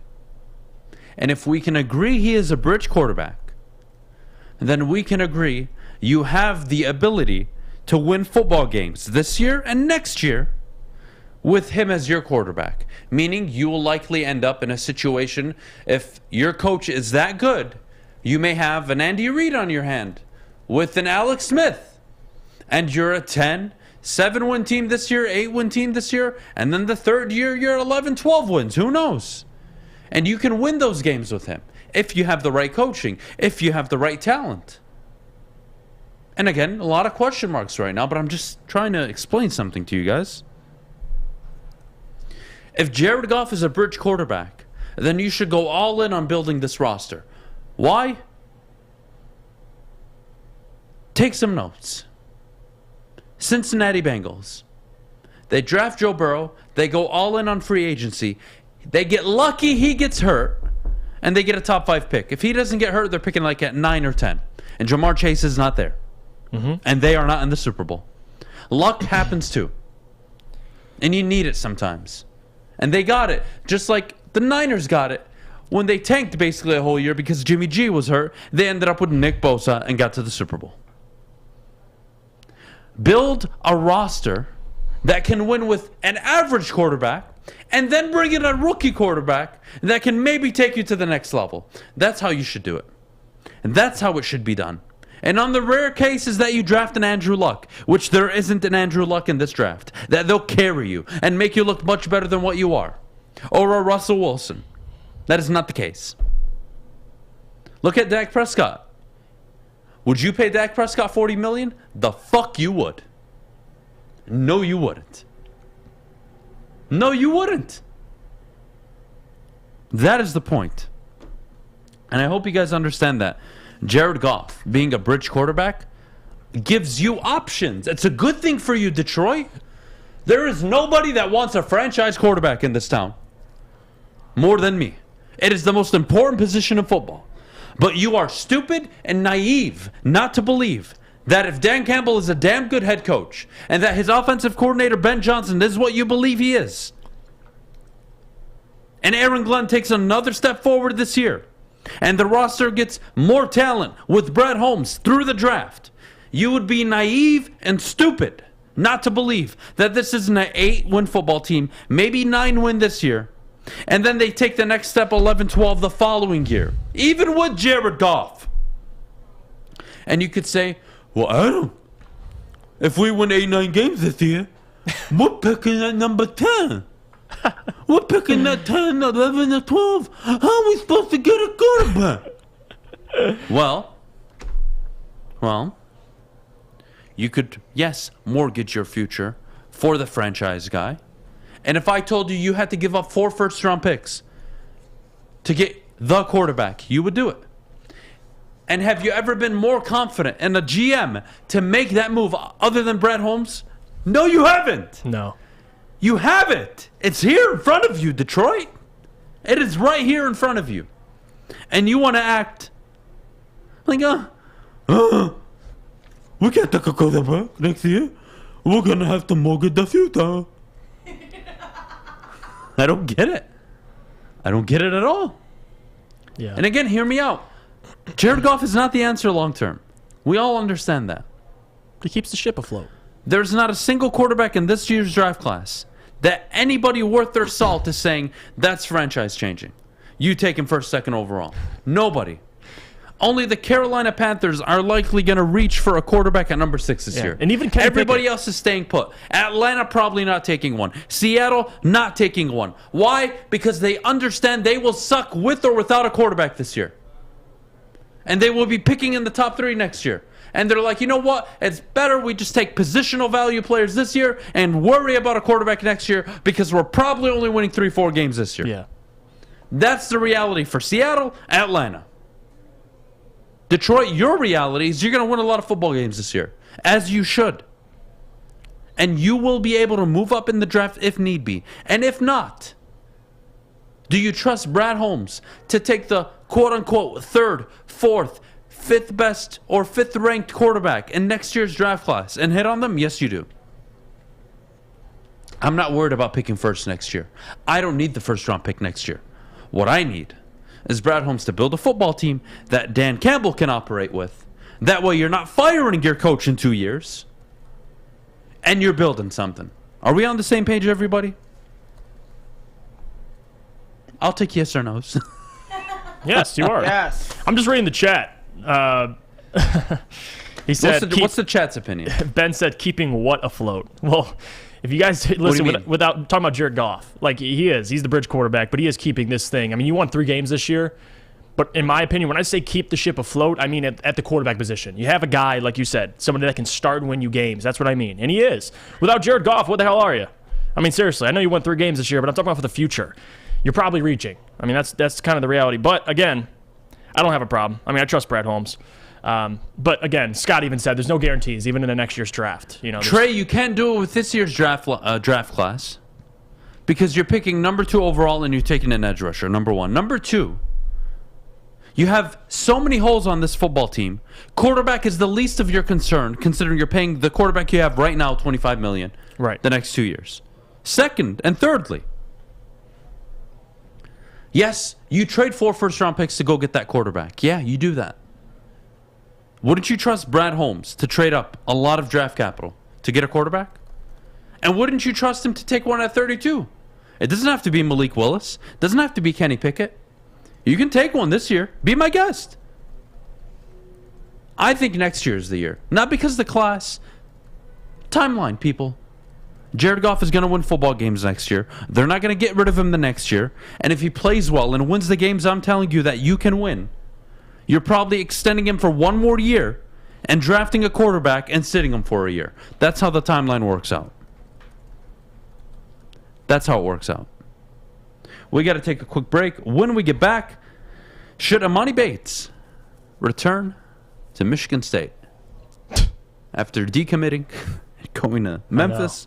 What a disaster that is. But before we go, could you please tell us about Cintron? Yes. Well, guys, Cintron World is an aspirational lifestyle beverage brand with a line of sparkling flavored energy beverages. I've had it. I have it probably the last couple weeks every single morning. I kind of had to slow down a little bit because I was getting addicted to it. It's delicious. Absolutely. They have flavored energy beverages. They have premium bottled water, and they have revitalizer shots. Cintron is the official energy drink of the Red Wings, proud partners with the Detroit Pistons, and exclusively served at Little Caesars Arena. If you guys are looking for premium ingredients, long-lasting energy, balanced hydration, essential vitamins, and great taste, Cintron is your top choice. Buy online now at CintronWorld.com. Use the promo code RedWings10. Save 10% with shipping included. Drink it, live it with Cintron.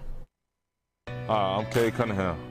Working with Hall Financial to purchase my first home was easier than I could have ever imagined. They treated me like family from start to finish. Find out for yourself at callhallfirst.com.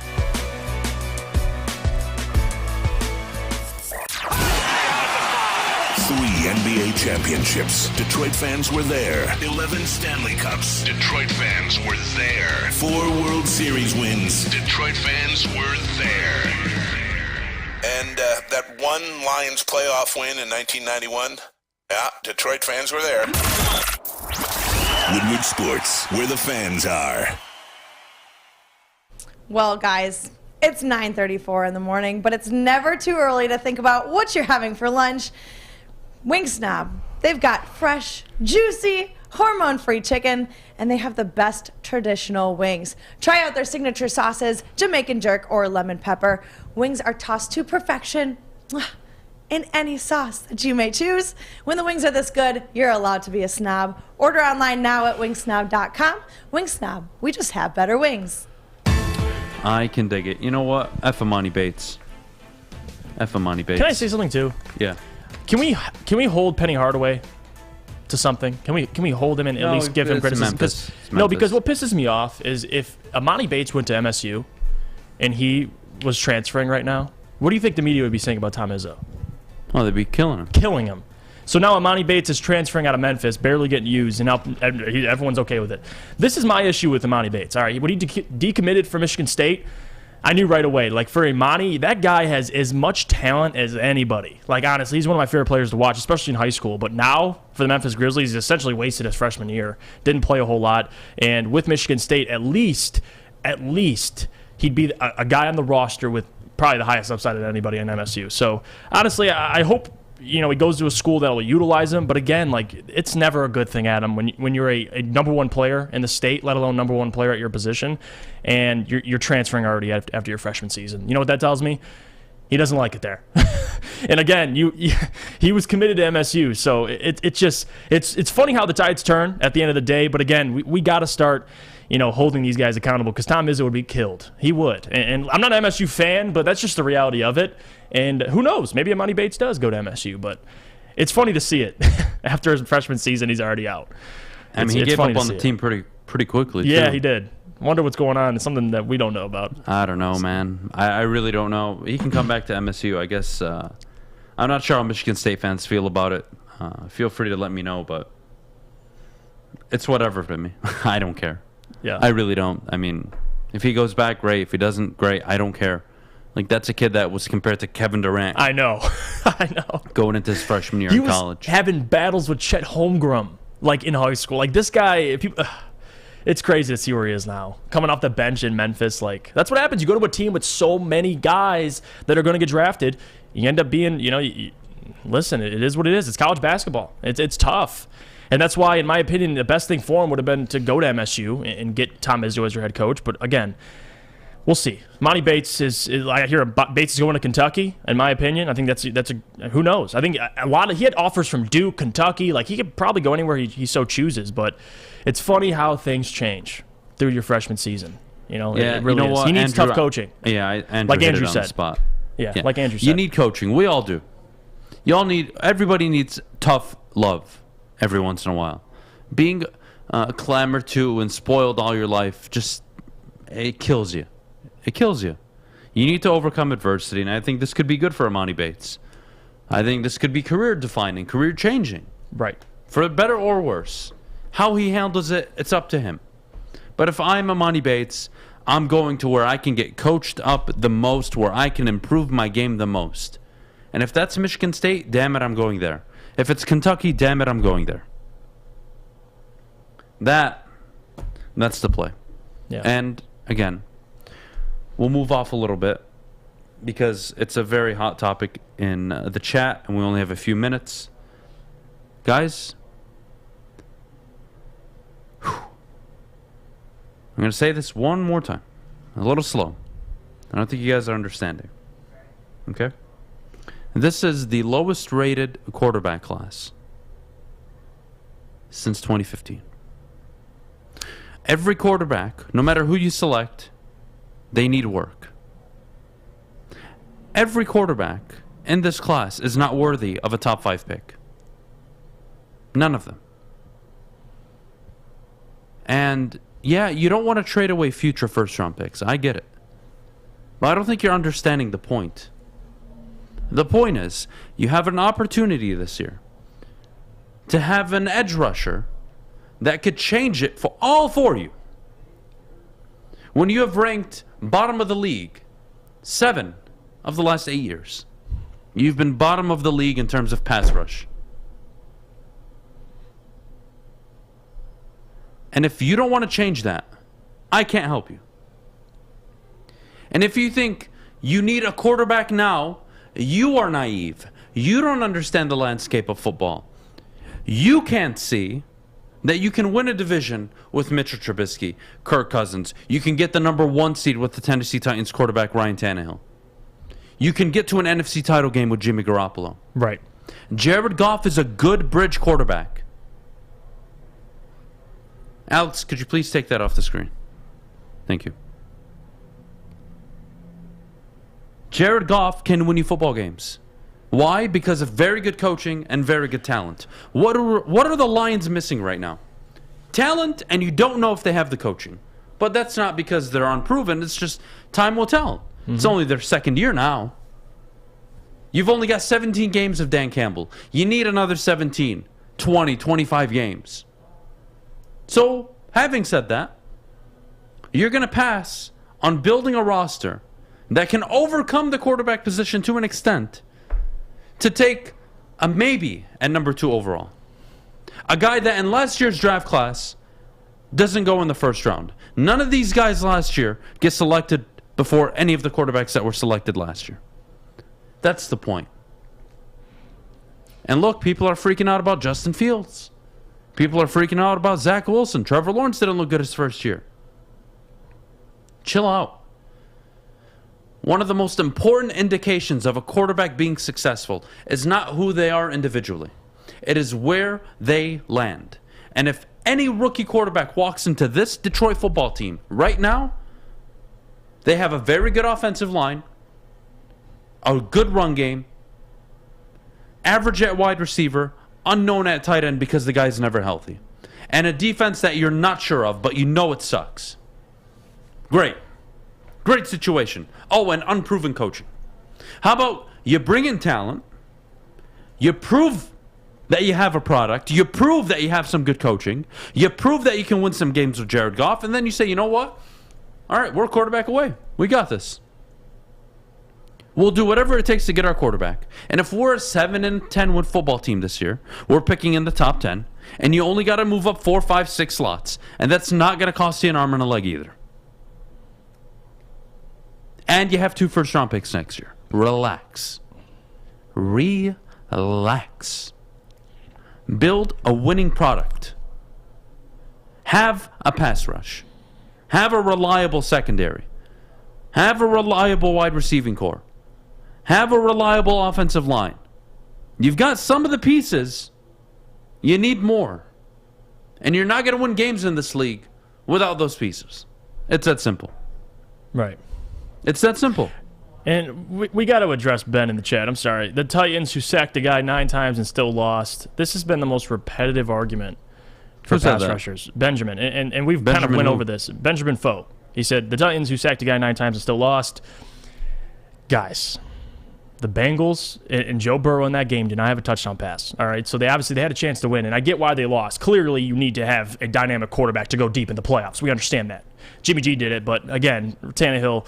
But the point is, you could still win games. I mean, I'm not saying you can win a Super Bowl with Jared Goff, but certainly they had a chance to win that game. Now, they didn't, but doesn't mean the pass rush is just useless. Like that's the thing that pisses me off, really. It makes no sense. Jeff, I got something fun for you. What up? Ready for this? I'm ready. All right, quarterbacks. We're going to go the top. Let's just do top 15 quarterbacks in the NFL right now. I'm not going to count number 1 because it's Tom Brady and he's an anomaly. Okay? Right. 6th round pick we're not going to use that in our sample size. We're not going to use the extremes or the low ends. Aaron Rodgers, late 1st round pick. Yep. Justin Herbert fell to 6th or 7th.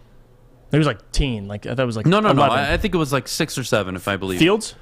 No, Justin Herbert. Oh, Herbert. I'm sorry. Yeah, I'm sorry. I apologize. Herbert, yes. He was like 5 or 6. Yeah. Joe Burrow, number 1 overall. There you go. Yep. All right, you got the number 1 overall pick. You got him. Patrick Mahomes, number 10 overall. Yep. Josh Allen, number 8 overall, I believe, or number 7, one of the two. Kyler Murray, number 1 overall pick. There you go. Matthew Stafford, number 1 overall pick all those years ago. Dak Prescott, 3rd round pick. Derek Carr. I want to say Derek Carr was... Off the top of my head, I actually don't remember. Derek Carr draft. Let's see. Derek Carr was drafted in the 4th round. No, excuse me, the 2nd round. He was the 4th quarterback taken off the board that year. Ryan Tannehill, 1st round pick. Russell Wilson, 3rd round pick. Kirk Cousins, I believe a 2nd round pick. Am I correct on that? To Washington?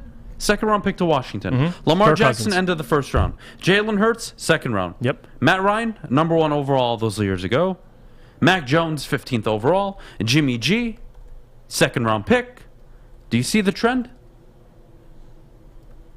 Of the top 15 quarterbacks, 4 of them were number 1 overall picks. And were taken in the top 3. Nobody else. You don't need a top 3 pick to get a quarterback. You don't need a top 5 pick to get a quarterback. You need a fucking competent GM to get a quarterback. You need a good roster to get the quarterback position right. You need a good foundation. Something for the quarterback to walk in and say, I can work with this. You think Trevor Lawrence is happy running for his life? Even Joe Burrow, even though he's so phenomenally great, he's unbelievable. You think he's happy getting sacked 74 times? No, he's not. Nope. And they're incomplete still. But, again, they had so much talent. They invested on the defensive line. They invested at wide receiver. They went all in, and it worked out. So happy for them. How do you think Tennessee feels right now? They're in la-la land. They're not sure where they're at. They know they can get to the playoffs every year and win their division with Ryan Tannehill. They're not a Super Bowl contender. That's the only difference. Detroit, you've never been able to win your division, let alone be Super Bowl contenders. So how about we start at the fundamental basics of football? Every year, what should be every team's goal? Win the division. Second goal, obviously you're hosting a playoff game. You should win that playoff game. And then we can talk about making a run, going to a Super Bowl. How about you do that first? Unbelievable. If you have a good roster, any rookie quarterback you bring in will be able to thrive. You think Justin Fields on the New England Patriots, hell, put him on, I don't know, let's think of a team that's successful mid-20s last year's draft.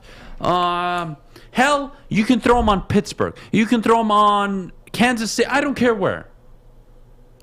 He's probably much better off than Chicago, that doesn't have any wide receivers, that doesn't have an offensive line, and has one good running back. Great job. And with a coach they were going to fire. Come on. This is not hard. No. I really don't get it. Of the 15 quarterbacks, top 15 in the NFL right now, only 4 of them are number 1 overall picks. Only 4 of them are top 5 picks. Oh, excuse me, 5 of them are top 5 picks. Excuse me. Sorry on that. Fair? 33% of the quarterbacks in the top 15 were top 5 picks. You don't need to have a top 5 pick to get the quarterback right. You know what you need? You need a cunning, smart front office. Yep. You need head coaches and scouts that can identify talent and understand, wow, you know what? Patrick Mahomes on the Cleveland Browns probably doesn't work. But damn it, you know what happens, Andy, if we trade up and get him at number 10? With this team? Tyreek Hill, Travis Kelce, our scheme, that kid, loser in college. Tons of interceptions. We can turn him into something. All right, go for it. I would love for that conversation to be happening right now about a quarterback in this class. It could be happening. It very well could be happening. Who knows? I think the world's ending. Have I made my point? I hope all of you understand. I'm like 20 minutes over a segment. I totally missed a segment, by the way. We'll use it for tomorrow. We're supposed to talk about Ben Johnson. Yeah. I really wanted to talk about him. Well, you didn't want to talk about him that bad. That's unfortunate. Well, we're going to take a quick break. When we get back, get all of your questions in the chat. Feel free. I have no issues at all. Any question, whether it's a quarterback, whether it's Jeff's hair, I don't care what you want to ask. Go ahead and ask it, and we'll see you in about, 30 seconds. Before we go. Why? We talk about this amazing defense. Nobody cares about defense, right? You only need the quarterback. Well, guys. Well, Guardian Alarm cares about defense. Guardian Alarm has it taken care of. They get it. Obviously, good defense on and off the field. We just had this discussion. It helps you feel secure. God damn it. Guardian Alarm has state-of-the-art technology that helps you feel safe, all with 24/7 local monitoring. Guardian Alarm also has convenient features, lets you check in on your home, control lights and temperatures, even detect smoke or carbon monoxide. By the way, it will even let you unlock and lock your doors. Call 800-STAY-OUT. That's 800-STAY-OUT. Guardian Alarm has been trusted for over 90 years at keeping families safe. Cintron is the official energy drink of the Red Wings, proud partners of the Detroit Pistons, and exclusively served at Little Caesars Arena. If you're looking for premium ingredients, long-lasting energy, balanced hydration, essential vitamins, and great taste, Cintron is your top choice. Fellas, let's be honest. We like things to be easy. We like simple stuff, like sports 7 days a week. We like things uncomplicated, like Lady Jane's Haircuts for Men. Open 10 to 8, 7 days a week. Walk in anytime. Sign in, sit down, watch your favorite team play. And before you know it, your hair will be game ready. Open 10 to 8, 7 days a week. Walk in anytime. Lady Jane's Haircuts for Men. It's wicked awesome. At Wing Snob, staying humble's not our forte. We just have better wings. We're back at it again with our crispy golden brown fries and our famous boneless wings. Juicy, tender, hormone-free chicken. Your favorite signature sauces with no bone. Just when you thought Wing Snob couldn't get any better. Order online at wingsnob.com today. Wing Snob. We just have better wings. Make sure you download the Woodward Sports app in the App Store and the Google Play Store today. Take Woodward Sports with you wherever you go and listen live on your phone or mobile device. Gypsy Vodka, ladies and gentlemen, the smoothest and best tasting vodka on the market. It is Michigan's vodka, gluten-free, and they are big supporters of the Woodward Sports Network. Buy local, shop local up in Petoskey, Michigan. Ask for a bottle by the name of Gypsy. Visit them at gypsyvodka.com. Follow them on their social media accounts. And as always, please drink responsibly. We'll start with mailbag. Questions in the chat. I'll start with Ryan Lentz, who I already have enough reasons to kill, but this is just another one. He had one good game against Baker Mayfield and Oklahoma, which they lost, by the way. Shut up, Ryan. What is your take on Alec Pierce, wide receiver out of Cincinnati? Not bad. What is he? 6'3" wide receiver. Yeah. Volleyball frame, player. Very good frame. Great hops. Great hops. Alec Pierce at 66 has been thrown around there, but Mechie's typically on the board when you're running these simulators, but who knows what could happen. Alec Pierce is a good wide receiver. I think somebody's going to be happy to get him in the third round. I think he's a good wide receiver. Andrew's question, he said, wait, where was I? Just lost it. Damn it. Oh, should we be concerned about the amount of injuries the Tigers have early on? No. At least they're not It's big. all good. Yeah, Every team has injuries right now. It was a shortened spring training. This was expected. I'm not worried. I think the Casey Mize thing is a bit concerning because that could lead to Tommy John surgery. But we're going to pray it's not that. But outside of that, everything else, I'm not even worried. You know that song, I'm Not Worried About Nothing? Yeah. I can't really sing it, but that's how I feel about the Detroit Tigers right now. Jesse asks, Adam, Jeff, would you go Mechie or Bell in the third or fourth round? Say that one more time. Would you go John Mechie or David Bell in the third or fourth round if you had to pick between the two? Mechie. I think Mechie. Yeah. Yeah. But I'm happy to get Bell at 97. Yeah, right. Instead of I would Mechie agree at with you. I think 66. Mechie, clearly, I mean, what he was projected no before one's the taking injury. David Bell at 66. I haven't seen that. Funky says, why do you guys only use PFF? It's a great question. The PFF is just much more, I would say, reliable to use. I like the ability to edit the draft board features in terms of go with the public or PFF, positional value or not, randomness or not. I think that's pretty cool. So I think we just stick to PFF. If you're the Lions GM, which of the current free agents would you sign? Meh. I don't think I'm going in free agency anymore. I think I'm done. Yeah, I was just going to say meh. Adam will say the Scarface line at the draft party. Yeah, I'm going to be dressed up as Scarface, by the way, if nobody has caught on. That's a thing? Yeah. Adam Montana? You not seen the picture? Adam Montana. Oh, I've seen the picture. I didn't know you were dressing up. Yeah, Adam Montana showing up to... God. My worlds are colliding. Outfit from opening day that you didn't wear. because like a Amazon bowling didn't trophy, ship it in never. time. Yes, but Amazon delivered the package, and When's I the weather feel nice as again? though When's the weather nice again? you are doing a This disgrace weekend, to but all that's of the our weekend. viewers by not wearing it. Why do you need the weather to be nice? Because it's a. I'll wear it Thursday. Okay. Thursday, it's 67 degrees outside. Okay. I'll wear it Thursday. You don't want to wait till Friday at that point. I can wait till Friday. I don't care. But look up. There's a roof over your head. Why are you concerned about the weather?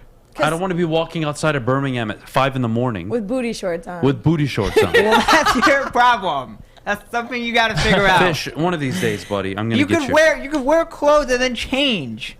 I like this question, Jeff. How far do you think the Warriors go? I think, well, Jerome, to answer the question, it depends if Steph Curry's healthy. He played obviously in the very first playoff game, but if he's healthy, I mean, I still have Memphis beating Minnesota. If Memphis versus Golden State, I would still take Golden State. I think they can get to the Western Conference Finals. Now, I think the Suns beat them. Fun stat. What's up? The mini five is what they call it. Andrew Wiggins, Jordan Poole, Draymond, Clay, Steph were on the court together for 5 minutes, Jeff. Yeah. They outscored the Nuggets by 14. That's crazy. Watch out for the Warriors, man. Watch out. Crazy. I still think Phoenix is the team to beat, though. Yeah. If Lloyd drops to 20 or 22, are you packaging 32 and 34 to move up to pair him with the edge you drafted at number 2? That's a damn good question. I don't see that happening. But Lloyd's the guy that's you do it tough. for. No, I would settle for Leo Chenal at that point. I'd rather get 2 players than Devin Lloyd. That's a tough one. That's a great question, Andrew, though. Great question. Let's see. Do you read into any draft prospects social medias like we've sort of had to with some of the star players from the NFL? Not really. Outside of Kyle Hamilton's obnoxious tweet that he put out not too long ago, other than that, I haven't really paid attention, nor have I seen any red flags show up. Jeff and Adam, do you guys watch MMA? Jeff's a big UFC guy. Yeah, I love it. I love combat sports. I don't follow it often. I watch the big fights. That's it. Yeah. I'm a casual. And that's most people. I mean, it's not like you're. I guess you can call yourself. Yeah, I'm not doing lines of cocaine watching the UFC. I only do that when the Lions are playing football. Yeah. All right. Let's see. What other questions do we have? Thoughts on Okuda and the next year is his most important year. It is his most important year. It's year 3. He hasn't played much. Yeah. He hasn't proven much. What's your expectations for Ideally, him? Jeff Okuda walks in this year and is a good number 2 corner. Yeah. If he's a solid, hell, I don't even care about the number. Be productive. Be productive. Don't get burned all the time. Don't get beat once, twice a game where it kills the team. Just don't. I'm not asking for much. So yeah, Jeff Okuda, I just want him to have a healthy year. I want him to have a very good season, obviously. Number 3 overall pick. I kind of have expectations here. But torn Achilles, we'll see how he comes back. But nobody will be rooting for that guy as much as I will. Even though I don't like him at all. And it's not that I don't like him. Again, it's not personal. Just frustrated with the pick. And I'm frustrated with how it's turned out. Can I blame, even though I didn't like the pick, can I blame whoever the Lions took at number 3? If they have injury problems, like, what are you supposed to do? RG3, that was a hit up until he tore his ACL. Yeah. Then what? What are you supposed to do, honestly?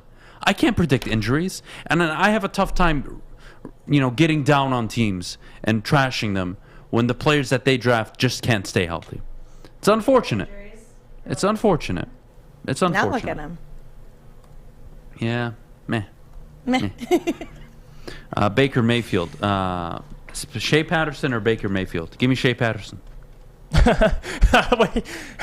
Yeah, give me Shea Patterson. Sign him today. Shea?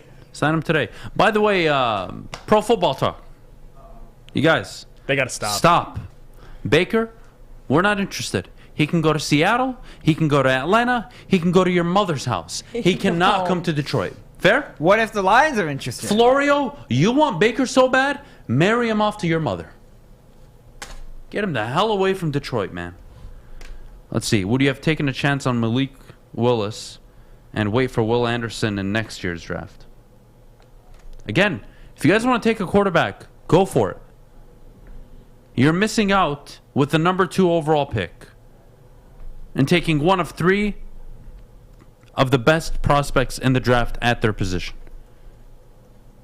Aiden Hutchinson, Kayvon Thibodeau, and Trayvon Walker. Those are your top 3 consensus right now.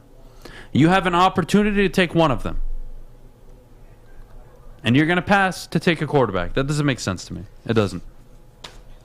Would you give up mid-round draft capital to switch with Jacksonville for Hutchinson? I think they'd ask for much more than that. Yeah. To be honest with you, and I don't think that's the case. Adam, Jeff, I'm on the fence about taking the 29th off of work. How heavy are we going to go at the draft party? Should I take the day off? Kitty, Cat, I do be doing a lot of blow. So, I don't know. If you can if you can handle it, yeah. Can you hang or can you not hang? It is going to be it is going to be drug-free, all right? Well, this guy's in a Montana. Actually, he's in a Montana suit, so I can't speak for Adam. You don't know what my intentions are for that day. He's showing up. I'm going to have piles of coke side by side next to me, and I'm just going to be sitting like a kingpin like this. Yeah, just on top of it all, just chilling. Are we gonna rent out like a throne chair for you? Oh yeah, I'm going to have my gold pinky ring. As long as I can wear a crown, that's all I care about. I don't care. That's fine. Okay, perfect. Okay. I can't wait to answer the question. Kitty, yes, take off work. Just show up to the draft party. Show up to the draft party. It'll be fun. Oh God. It's time to go now. Yeah, it's time to go. I got to watch the 3 o'clock kickoffs. Yeah, Fish, go after yourself. I will. Guys, have a great day. Enjoy your Monday. We'll see you tomorrow at 8 o'clock. Go watch Big D Energy. Check them out 11 to 1. Bottom line 2 to 4. Make sure you check out Jeff and Sean on their podcast from Half Court. Yep. Make sure you check out the Heavyweights. Their video, I believe, premieres Thursdays at 10 a.m. Check them out. Go follow them on social media and subscribe to their YouTube channel if you haven't. And if you think the Lions should pass on an edge rusher, sayonara! Happy Easter Monday.